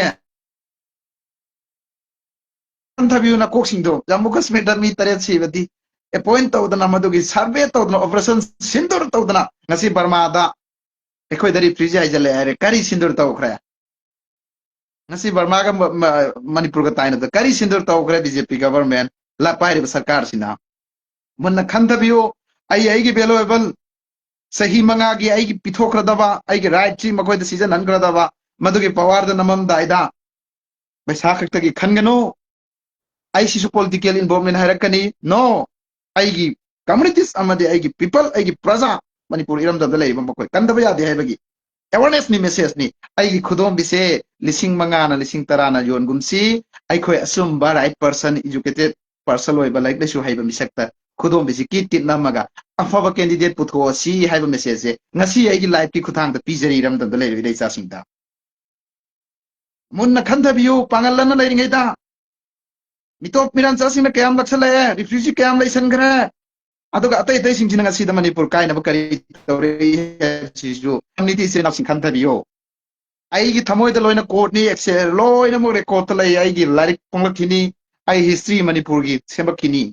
ai gi oina ai na khangjaw ba sing se loina no tai brain da lai huji gi thoroi su loina ngam bani si allah na piba gyan loksing ni so na piba kudon ni ai na kari sungam de I cannot doing everything loina maksi tawang amba kendu tawang amba se Allah ni sorry aduna isilinaw sing munna India government na khode yengliba akoi de satliba si su munna khanga ga akoi mesen khanara su punar su khanthoba aiga maithai isilinaw khanaram dai matamda mi do mahalam dai matamda India na khoi bo kari khali yasmir kashmir da mi kun taruk sibada wal pumani manipur na why not set in our country state akoi state ta kari sek niktam no kari ki hil tam no madu na thmoi da hangjo mi am halam dai any every people lama ai sa ki community soiro atopa community soiro khud tharam dai matam da manipur da mi lising ke asiba mi lisak ke agi mai chak pada India government na kari gino nikrisi adoga Kashmir da mi oi kun taruk sibidi Hindu rena adogi di ni eba masi munna khangbiyo silinaw sing rei cha sing angau ko pangjadra bana sana naw ai hangna na hoki marup mapang ai hangna thamjari bese ai sikre khalo ngang thomi basing sidi mayam na record ora re horani do adu no ma na koi thamoi da su phaw oyu hujik su phaw bi oyu ꯀꯔꯤꯒꯨꯝꯕ ꯂꯧꯁꯟꯕ ꯌꯥꯔꯗꯤ ꯑꯩꯅ ꯉꯥꯡꯖꯔꯤꯕ ꯋꯥꯐꯝꯁꯤꯡꯁꯤ accept ꯇꯧꯕꯤꯌꯣ ꯑꯃꯨꯛꯇꯪ ꯑꯩꯈꯣꯏ ꯑꯄꯨꯟꯕ unity ꯁꯥꯒꯠꯁꯦ ꯍꯥꯏꯕꯁꯤ ꯑꯩ ꯊꯝꯖꯒꯦ ꯏꯆꯤꯜ ꯏꯅꯥꯎꯁꯤꯡ ꯗꯤꯅꯥ ꯕꯤ ꯀꯦ ꯀꯧꯕ ꯌꯥꯏꯕ ꯑꯁꯤ ꯑꯩꯈꯣꯏ ꯐꯦꯛ ꯑꯦꯀꯥꯎꯟꯅꯤ ꯅꯆꯤꯟ ꯅꯀꯥ ꯊꯤꯔꯤꯗꯣ ꯑꯗꯨꯝ ꯊꯤꯖꯧ ꯅꯪ ꯀꯨꯀꯤ ꯑꯣꯏꯔꯝꯕ ꯌꯥꯏ ꯀꯅꯥ ꯑꯣꯏꯔꯝꯕ ꯌꯥꯏ ꯑꯗꯨ ꯀꯩꯁꯨ ꯑꯩ ꯃꯗꯨꯗ ꯀꯩꯗꯧꯖꯔꯣꯏ ꯊꯥꯡꯖ ꯉꯥꯟꯕ ꯀꯪꯂꯩꯆꯥ ꯑꯩꯈꯣꯏꯁꯨ ꯑꯩꯈꯣꯏꯁꯦ ꯀꯅꯥꯅꯁꯨ ꯇꯥꯟꯕ ꯉꯝꯂꯣꯏ ꯑꯩꯈꯣꯏ ꯃꯅꯤꯄꯨꯔꯒꯤ ꯌꯦꯜꯍꯧꯃꯤꯅꯤ ꯏꯟꯗꯤꯌꯥ ꯂꯩꯉꯥꯛꯅ ꯄꯥꯡꯒꯜ ꯃꯅꯤꯄꯨꯔ ꯌꯦꯜꯍꯧꯃꯤꯅꯤ ꯃꯗꯨꯒꯤꯗꯣ ꯆꯨꯝꯈ꯭ꯔꯦ ꯃꯗꯨꯒꯤꯗꯣ ꯌꯦꯜꯍꯧꯃꯤ ꯅꯠꯇꯦꯗꯣ ꯑꯗꯨꯒꯤ ꯃꯇꯥꯡꯗꯣ ꯄꯨꯁꯜꯂꯛꯑꯅꯨ ꯀꯔꯤꯝꯇ ꯑꯗꯣ ꯃꯊꯣꯡ ꯃꯔꯝ ꯈꯪꯗꯕ ꯈꯔꯅ ꯑꯗꯨꯝ ꯇꯧꯕꯅꯦ ꯑꯩ ꯃꯗꯨꯒꯤ ꯃꯔꯝꯗꯣ ꯄꯟꯅꯤꯡꯗꯦ ꯄꯥꯅꯤꯡꯗꯦ ꯑꯗꯨꯋꯥꯏ ꯃꯇꯥꯡꯗꯣ ꯑꯩꯈꯣꯏꯒꯤ ꯏꯁꯇꯥꯔꯁꯤꯡ ꯑꯁꯤꯒꯤ ꯀꯅꯥ ꯀꯅꯥꯅꯣ ꯏꯁꯇꯥꯔ ꯑꯃꯁꯨ ꯊꯥꯕꯤꯔꯛꯈꯤꯕ ꯃꯥꯜꯂꯦ ꯀꯅꯥꯅꯣ ꯏꯅꯥꯎ ꯑꯃ ꯊꯦꯡꯛ ꯌꯨ ꯑꯩꯒꯤ ꯂꯥꯏꯚ ꯑꯁꯤꯗ ꯁꯄꯣꯔꯠ ꯇꯧꯕꯤꯔꯤꯕ ꯑꯃꯗꯤ ꯉꯁꯤꯒꯤ ꯀꯃꯦꯟꯁꯤ ꯑꯗꯨꯛꯀꯤ ꯃꯇꯤꯛ ꯄꯣꯖꯤꯇꯤꯕꯅ ꯆꯥꯝꯕ ꯎꯏ ꯌꯥꯝꯅꯃꯛ ꯑꯩ ꯊꯥꯒꯠꯆꯔꯤ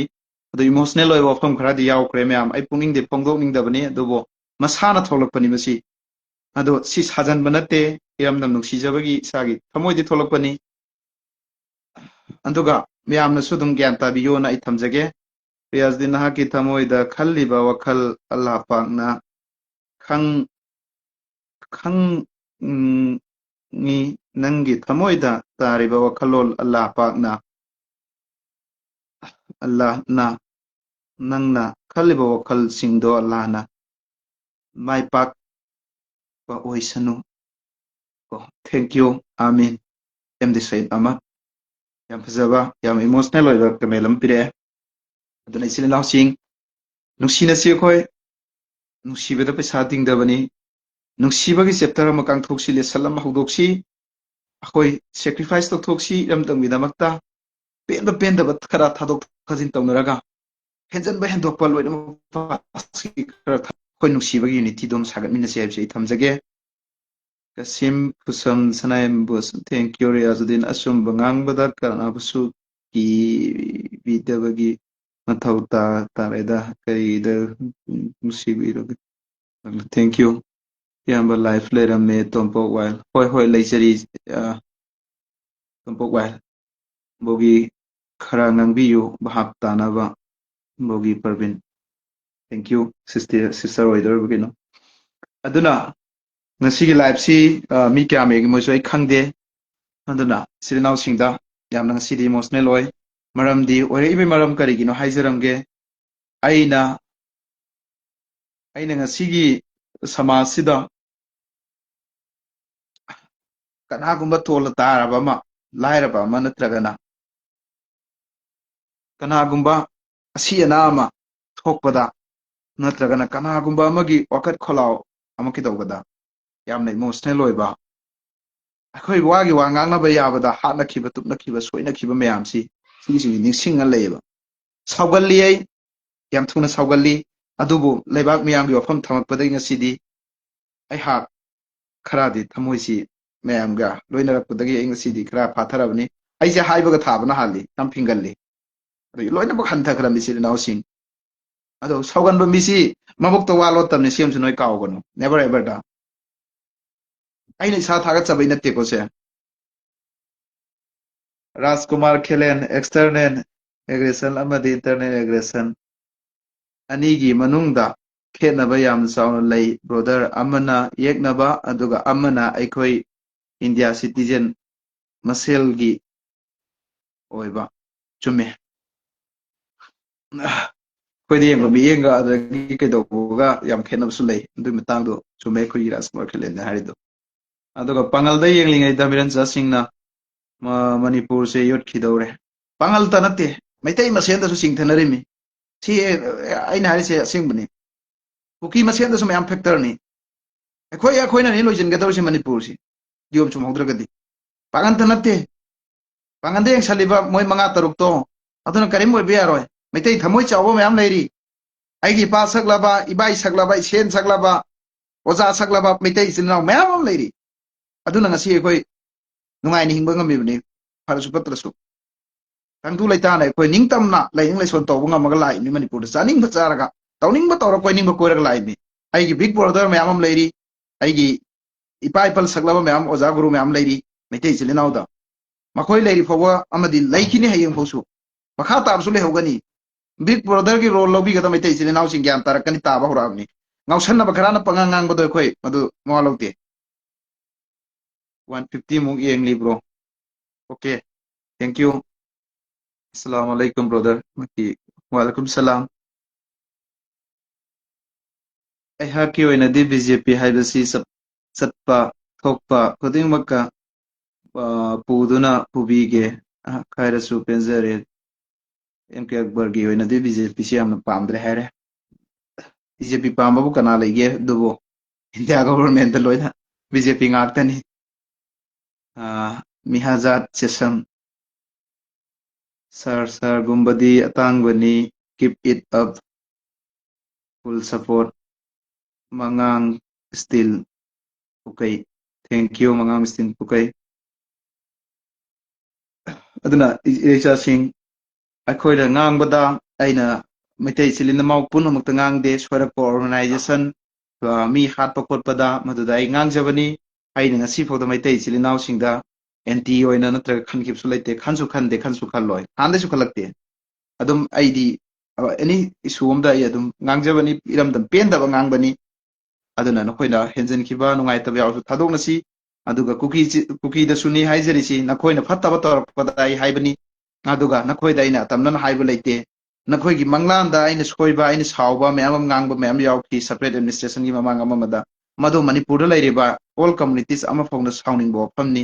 ꯃꯗꯨꯒꯨꯝꯕꯗ ꯅꯣꯏꯅꯁꯨ ꯅꯨꯡꯉꯥꯏꯇꯕ ꯈꯪꯗꯅ ꯅꯈꯣꯏꯕꯨꯁꯨ ꯅꯣꯡꯃ ꯒ꯭ꯌꯥꯟ ꯇꯥꯍꯜꯂꯛꯄꯤꯕ ꯑꯣꯏꯁꯅꯨ all communities will be sure bring ꯅꯣꯡꯃ ꯅꯠꯇ꯭ꯔ ꯅꯣꯡꯃꯗꯤ ꯄꯨꯔꯛꯄꯤꯕ ꯑꯣꯏꯁꯅꯨ ꯁꯥꯟꯇꯤ ꯂꯥꯛꯄꯤꯕ ꯑꯣꯏꯁꯅꯨ ꯍꯥꯏꯕꯁꯤꯁꯨ ꯉꯁꯤꯒꯤ ꯂꯥꯏꯕ ꯑꯁꯤꯒꯤ ꯈꯨꯠꯊꯥꯡꯗ ꯑꯩ ꯊꯝꯖꯔꯤ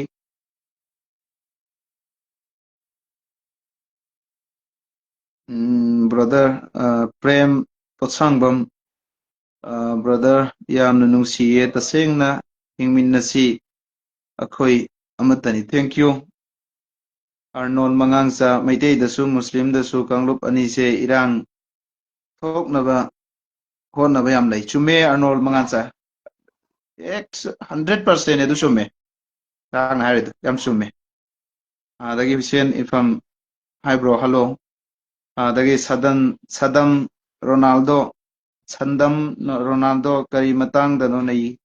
ꯅꯩꯅꯔꯤꯕꯁꯤꯕꯨ ꯑꯩꯗꯤ ꯌꯦꯡꯕꯗ ꯉꯥꯏꯔꯤ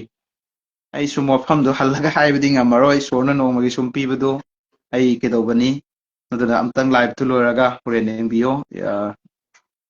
ꯃꯔꯨꯞ ꯏꯃꯥ ꯂꯩꯕꯥꯛꯀꯤꯗꯃꯛ ꯑꯩꯈꯣꯏꯒꯤꯗꯃꯛ ꯊꯣꯛꯄꯗ ꯄꯥꯝꯃꯨꯗꯦ ꯃꯥꯡ ꯊꯥꯗꯨꯅ ꯆꯠꯄ ꯐꯥꯎꯕ ꯉꯝꯒꯅꯤ ꯁꯄꯣꯔꯠꯅꯤ ꯏꯅꯥꯎ thank you MD Mohammad ꯔꯐꯤꯛ sesame ꯑꯩ ꯌꯥꯝꯅ ꯅꯨꯡꯁꯤꯔꯕ ꯌꯥꯝꯕꯅ ꯌꯥꯝ ꯐꯖꯕ ꯋꯥꯐꯝ ꯏꯃꯥ ꯂꯩꯕꯥꯛꯀꯤꯗꯃꯛꯇ ꯀꯃꯦꯟ ꯇꯧꯕꯤꯔꯛꯏ ꯃꯍꯥꯛꯀꯤꯁꯦ ꯃꯣꯍꯝꯃꯗ ꯔꯐꯤꯛ ꯁꯦꯁꯝꯁꯦ ꯌꯥꯝꯅ ꯐꯖꯕ ꯀꯣꯟꯇꯦꯟ ꯏꯃꯥ ꯂꯩꯕꯥꯛꯀꯤꯗꯃꯛ ꯊꯥꯒꯠꯄꯅꯤꯀꯣ ꯃꯌꯥꯝ ꯐꯣꯂꯣ ꯇꯧꯁꯟꯕꯤꯌꯣ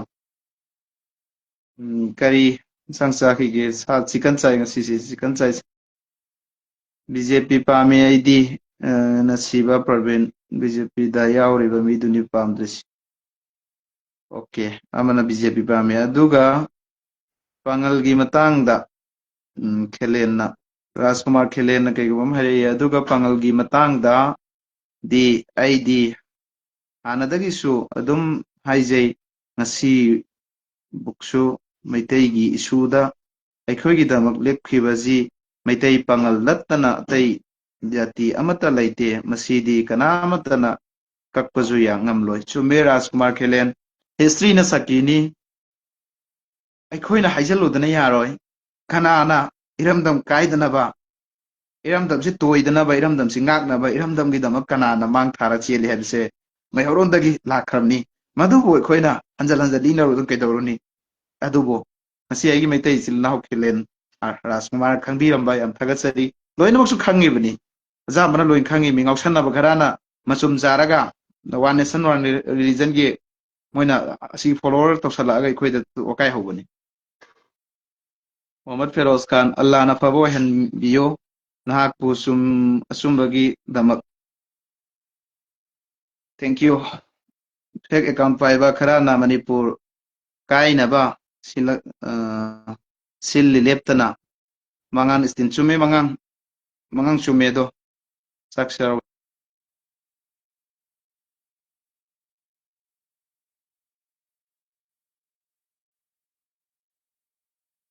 ꯑꯗꯒꯤ ꯅꯨꯡꯁꯤꯅꯕ ꯍꯥꯏꯕꯁꯤ ꯀꯠꯊꯣꯛꯄ ꯍꯥꯏꯕ ꯑꯃ ꯆꯪꯏ ꯆꯨꯝꯃꯤ ꯆꯨꯝꯃꯤ ꯆꯪꯏ ꯊꯧꯕꯥꯜ MBM ꯊꯧꯕꯥꯜ ꯆꯨꯝꯃꯦ ꯑꯃ ꯆꯪꯏ we need to sacrifice to save our motherland yes salute CS Kuber lakpa aigi iyamba thank you hi hello ꯑꯁꯤꯁꯨ ꯌꯥꯝꯅ ꯁꯥꯡꯈ꯭ꯔꯦ ꯍꯥꯏꯅꯤꯡꯕꯗꯤ ꯃꯌꯥꯝ ꯑꯃ ꯏꯆꯤꯜ ꯏꯅꯥꯎꯁꯤꯡ ꯅꯣꯡ ꯐꯥꯗꯣꯛ ꯀꯩꯗꯧꯕꯁꯤ ꯑꯗꯨꯅ ꯂꯥꯏꯚꯇꯣ ꯑꯩ ꯇꯧꯔꯔꯣꯏꯒꯦ ꯁꯟꯗꯦꯗ ꯑꯣꯏꯅ ꯇꯧꯒꯦꯅ ꯈꯜꯂꯝꯕꯅꯦ ꯑꯗꯨꯕꯨ ꯀꯅꯥꯒꯨꯝꯕ ꯑꯩꯒꯤ ꯐꯣꯂꯣꯋꯔ ꯑꯣꯏꯔꯤꯕ ꯃꯩꯇꯩ ꯏꯆꯤꯜ ꯏꯅꯥꯎꯁꯤꯡꯗꯒꯤ ꯌꯥꯝ ꯀꯟꯅ ꯑꯩꯒꯤꯗ ꯀꯃꯦꯟꯁꯤ ꯃꯔꯤ ꯃꯉꯥ ꯁꯨꯝ ꯄꯤꯁꯜꯂꯛꯄ ꯑꯗꯨꯅꯅꯤ ꯏꯆꯤꯜ ꯏꯅꯥꯎꯁꯤꯡ ꯂꯥꯟꯅ ꯈꯟꯒꯅꯨ ꯑꯩ ꯃꯃꯥꯡꯗ ꯀ꯭ꯂꯦꯔꯤꯐꯤꯀꯦꯁꯟ ꯑꯗꯨꯝ ꯊꯝꯈ꯭ꯔꯕꯅꯤ ꯌꯨꯇꯨꯕꯇꯁꯨ ꯑꯩꯒꯤ ꯋꯥꯏꯈꯨ ꯀꯜꯆꯔ ꯑꯃ ꯂꯩꯕꯅꯤ ꯑꯗꯨꯗ ꯊꯝꯈꯤꯕꯅꯤ ꯃꯤ 14-15 ꯂꯦꯡꯍꯧꯕꯅꯤ ꯌꯨꯇꯨꯕꯇꯁꯨ ꯑꯗꯒꯤ ꯐꯦꯁꯕꯨꯛꯇꯁꯨ 50K ꯍꯦꯟꯅ ꯂꯥꯟꯈ꯭ꯔꯕꯅꯤ ꯌꯦꯡꯈ꯭ꯔꯤꯕ ꯑꯗ ꯏꯆꯤꯜ ꯏꯅꯥꯎꯁꯤꯡ ꯌꯦꯡꯉꯝꯗ꯭ꯔꯒꯁꯨ ꯑꯃꯨꯛꯇꯪ ꯌꯦꯡꯕꯤꯌꯨ ꯑꯗꯨꯗ ꯑꯩꯅ ꯊꯝꯖꯈꯤꯕꯅꯤ ꯋꯥꯐꯝ ꯑꯗꯣ ꯃꯨꯁꯂꯤꯝꯗꯁꯨ ꯀꯣꯛ ꯌꯥꯎꯗꯕ ꯃꯩꯇꯩ ꯎꯕ ꯌꯥꯗꯕ ꯌꯥꯝꯅ ꯌꯥꯎꯔꯤ ꯃꯈꯣꯏꯗꯨꯕꯨ ꯕꯪꯒ꯭ꯂꯥꯗꯦꯁꯇꯒꯤ ꯂꯥꯛꯄ ꯑꯣꯏꯔꯖꯥꯠꯂꯥ ꯑꯔꯅꯣꯜ ꯃꯉꯥꯡꯆꯥ ꯃꯨꯁꯂꯤꯝꯗꯁꯨ ꯃꯩꯇꯩ ꯎꯕ ꯌꯥꯗꯕ ꯂꯩꯔꯝꯕ ꯌꯥꯏ ꯃꯗꯨ ꯂꯩꯔꯝꯃꯣꯏ ꯍꯥꯏꯔꯣꯏ ꯃꯗꯨꯒꯨꯝꯕ ꯀꯝꯃꯨꯅꯦꯜ ꯐꯤꯂꯤꯡ ꯂꯩꯕ ꯂꯩꯔꯝꯒꯅꯤ ꯑꯗꯨꯕꯨ ꯑꯣꯄꯟꯂꯤ ꯐꯣꯡꯅ ꯑꯣꯏꯅ ꯃꯩꯇꯩ ꯏꯆꯤꯜ ꯏꯅꯥꯎꯗꯅ ꯍꯦꯜꯂꯤ ꯀꯝꯃꯨꯅꯦꯜ ꯐꯤꯂꯤꯡ ꯇꯧꯕꯁꯤ ꯁꯣꯁꯤꯌꯦꯜꯒꯤ ꯄ꯭ꯂꯦꯠꯐꯣꯝꯗ ꯃꯁꯤ ꯑꯆꯨꯝꯕꯅ ꯍꯥꯏꯌꯨ ꯍꯥꯏꯔꯒꯗꯤ ꯑꯔꯅꯣꯜ ꯃꯉꯥꯡꯆꯥ ꯗꯥꯏꯔꯦꯛ ꯁꯣꯁꯤꯌꯦꯜꯗ ꯐꯥꯎꯕ ꯆꯦꯂꯦꯟꯖ ꯇꯧꯔꯛꯄ ꯀꯝꯃꯨꯅꯦꯜ ꯂꯩꯇꯕ ꯀꯝꯃꯨꯅꯦꯜ ꯋꯥꯈꯜ ꯇꯧꯗꯕ ꯀꯝꯃꯨꯅꯤꯇꯤꯁꯇꯨꯗꯤ ꯃꯨꯠꯈ꯭ꯔꯅꯤ ꯍꯥꯏꯕ ꯉꯝꯕ ꯐꯣꯡꯅ ꯀꯝꯃꯨꯅꯦꯜ ꯇꯧꯕ ꯀꯝꯃꯨꯅꯦꯜꯒꯤ ꯋꯥꯐꯝ ꯊꯝꯕ ꯂꯩ ꯑꯗꯨꯒ ꯃꯥꯂꯦꯝ ꯑꯁꯤꯗ ꯀꯝꯃꯨꯅꯦꯜ ꯂꯩꯕ ꯀꯟꯇ꯭ꯔꯤ ꯑꯃꯐꯥꯎ ꯆꯥꯎꯈꯠꯇꯦꯅ ꯃꯥꯂꯦꯝꯁꯤꯗ ꯀꯝꯃꯨꯅꯦꯜ ꯃꯨꯠꯊꯠꯅꯕꯅ UN ꯑꯗꯒꯤ ꯃꯌꯥꯝ ꯑꯃ ꯑꯣꯔꯒꯅꯥꯏꯖꯦꯁꯟ ꯃꯌꯥꯝ ꯑꯃ ꯉꯁꯤꯗ ꯀꯩꯗꯧ ꯍꯣꯠꯅꯔꯤ ꯑꯗꯨꯒ ꯃꯅꯤꯄꯨꯔꯗꯅ ꯀꯝꯃꯨꯅꯦꯜ ꯐꯤꯂꯤꯡ ꯂꯩꯇꯕ ꯀꯝꯃꯨꯅꯤꯇꯤꯁꯇꯨ ꯃꯨꯠꯈ꯭ꯔꯅꯦꯅ ꯑꯗꯨꯒꯨꯝꯕ ꯊꯝꯃꯤꯁꯤ ꯃꯩꯇꯩ ꯏꯆꯤꯜ ꯏꯅꯥꯎꯗꯩꯅꯤ ꯁꯨꯃꯥꯏꯅ ꯊꯝꯖꯒꯦ BJPꯅ ꯀꯔꯤ ꯑꯐꯕ ꯂꯧꯈꯤꯕ ꯇꯥꯒꯦ ꯉꯁꯤ ꯐꯥꯎꯕꯗ ꯅꯣꯏꯁꯦ ꯄꯟꯕꯁꯦ ꯇꯟꯁꯜ ꯌꯥꯝꯅ ꯂꯩ ꯆꯨꯝꯃꯤ ꯆꯨꯝꯃꯤ ꯑꯁꯤ ꯁꯗꯟ ꯔꯣꯅꯥꯜꯗꯣꯅ ꯍꯥꯏꯔꯛꯏꯁꯦ ꯆꯨꯝꯃꯤ ꯑꯩ ꯉꯁꯥꯏ ꯊꯝꯈ꯭ꯔꯦ ꯃꯅꯤꯄꯨꯔꯗ ꯀꯔꯝꯕ ꯂꯨꯛ ꯑꯩꯈꯣꯏꯗ ꯀꯔꯝꯕ ꯌꯦꯡꯕꯤ ꯍꯥꯏꯕꯗꯣ ꯑꯩ ꯊꯝꯈ꯭ꯔꯕꯅꯤ ꯕꯤꯍꯥꯔꯗꯤ BJP ꯁꯔꯀꯥꯔ ꯁꯦꯝꯅꯤ ꯅ ꯀꯦꯛ ꯀꯛꯅꯕ ꯍꯧꯈ꯭ꯔꯦ ꯁ꯭ꯋꯥꯏꯗꯗꯤ ꯀꯦꯛ ꯀꯛꯄ ꯍꯧꯗ꯭ꯔꯤ ꯖꯥꯠꯂꯥ ꯃꯗꯨ ꯕꯤꯍꯥꯔꯒꯤꯅꯤ ꯑꯩꯈꯣꯏ ꯏꯔꯝꯗꯝꯒꯤ ꯈꯟꯅꯁꯤ ꯏꯔꯝꯗꯝꯐꯥꯎ ꯀꯥꯡꯈꯣꯡ ꯆꯥꯏꯔꯤꯉꯩꯁꯤ ꯕꯤꯍꯥꯔ ꯌꯧꯁꯜꯂꯛꯈꯤꯅꯣ ꯑꯃꯨꯛꯇꯪ ꯁꯦꯟ-ꯅꯤꯡꯐꯝ ꯋꯥꯔꯧꯕꯤꯒꯅꯨ ꯏꯔꯝꯗꯝꯒꯤ ꯈꯟꯅꯈꯤꯁꯤ ꯏꯟꯗꯤꯌꯥꯒꯤ ꯈꯟꯅꯈꯤꯔꯣꯏꯁꯤ ꯑꯩꯈꯣꯏ ꯃꯅꯤꯄꯨꯔꯁꯤꯗ ꯃꯅꯤꯄꯨꯔꯤ ꯂꯣꯟ ꯉꯥꯡꯂꯤꯕ ꯑꯁꯤ ꯃꯩꯇꯩ ꯑꯃꯗꯤ ꯃꯩꯇꯩ ꯄꯥꯉꯜꯁꯤ ꯈꯛ ꯅꯠꯇ꯭ꯔꯣ ꯃꯨꯟꯅ ꯈꯜꯂꯨ ꯊꯥꯗꯣꯛꯅꯕ ꯌꯥꯒꯗ꯭ꯔꯥ ꯆꯨꯝꯃꯤ ꯌꯥꯔꯣꯏ ꯋꯥꯔꯜꯗ ꯂꯩꯇꯦ ꯑꯇꯩ ꯌꯥꯇꯤ ꯍꯥꯏ ꯖꯣꯟ ꯃꯩꯇꯩ ꯑꯜꯂꯥꯅ ꯅꯪ ꯆꯥꯟꯕꯤꯕ ꯑꯣꯏꯁꯅꯨ ꯑꯗꯣ ꯃꯅꯤꯄꯨꯔ ꯊꯣꯛꯂꯛꯄꯗ ꯅꯪ ꯑꯜꯂꯥꯗꯣ ꯄꯨꯔꯒ ꯂꯥꯛꯄ ꯉꯝꯕ꯭ꯔꯥ ꯍꯧꯔꯦ ꯋꯥꯀꯥꯏꯁꯤ ꯉꯝꯕ꯭ꯔꯥ ꯌꯦꯡꯉꯣ ꯍꯥꯏ ꯖꯣꯟ ꯅꯪꯒꯨꯝꯕ ꯑꯩꯌꯦ ꯅꯪꯒꯨꯝꯕ ꯀꯔꯣꯔ ꯑꯃꯅ ꯑꯩ ꯀꯩꯝ ꯇꯧꯕ ꯌꯥꯔꯣꯏ ꯏꯁꯣꯔ ꯅꯪꯅ ꯏꯁꯣꯔꯗꯒ ꯁꯤꯡꯅꯔꯛꯄ ꯌꯥꯔꯣꯏ ꯑꯦꯅꯤ ꯏꯁꯣꯔꯗ ꯑꯜꯂꯥꯗ ꯃꯄꯨꯗ ꯁꯤꯡꯅꯔꯛꯄ ꯌꯥꯔꯣꯏ ꯖꯣꯟ ꯃꯩꯇꯩ ꯅꯪꯒꯤ ꯏꯆꯦ ꯍꯥꯏ ꯖꯣꯟ ꯃꯩꯇꯩ ꯑꯅ ꯂꯩ ꯅꯪꯒꯨꯝꯕ ꯃꯊꯣꯡ ꯃꯔꯝ ꯆꯥꯗꯕ ꯃꯍꯤꯛ ꯚꯥꯏꯔꯁꯁꯤꯡꯅ ꯑꯩꯉꯣꯟꯗ ꯁꯤꯡꯅꯔ ꯆꯠꯄ ꯌꯥꯔꯣꯏ ꯆꯍꯤ 1 ꯃꯈꯥꯏ ꯁꯨꯔꯦ ꯑꯩꯅ ꯉꯥꯡꯉꯛꯏꯁꯤ ꯅꯪ ꯀꯔꯤꯝ ꯇꯧꯕ ꯌꯥꯔꯣꯏ ꯑꯩꯉꯣꯟꯗ ꯁꯤꯕꯨꯁꯨ ꯆꯦꯂꯦꯟꯖꯅꯤ ꯄꯉꯥꯡ ꯉꯥꯡꯀꯅꯣ ꯑꯩ ꯑꯣꯖꯥ ꯒꯨꯔꯨ ꯂꯩꯖꯩꯀꯣ ꯑꯣꯜ ꯀꯝꯃꯨꯅꯤꯇꯤꯁꯇ ꯑꯉꯥꯡ ꯄꯪꯇꯧ ꯇꯧꯔꯛꯀꯅꯣ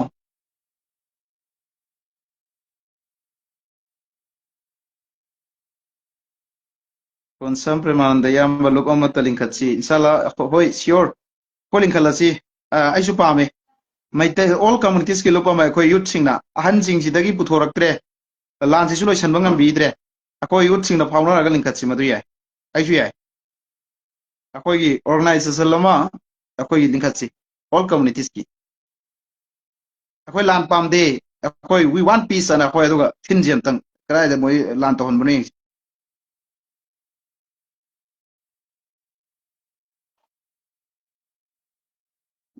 ꯁꯥꯕꯨꯗꯤꯟ ꯗꯥꯅꯤꯁ ꯑꯔꯤꯐꯝ ꯀꯝꯗꯧꯔꯤꯒꯦ ꯁꯛꯇꯤ ꯅꯨꯡꯉꯥꯏꯔꯤ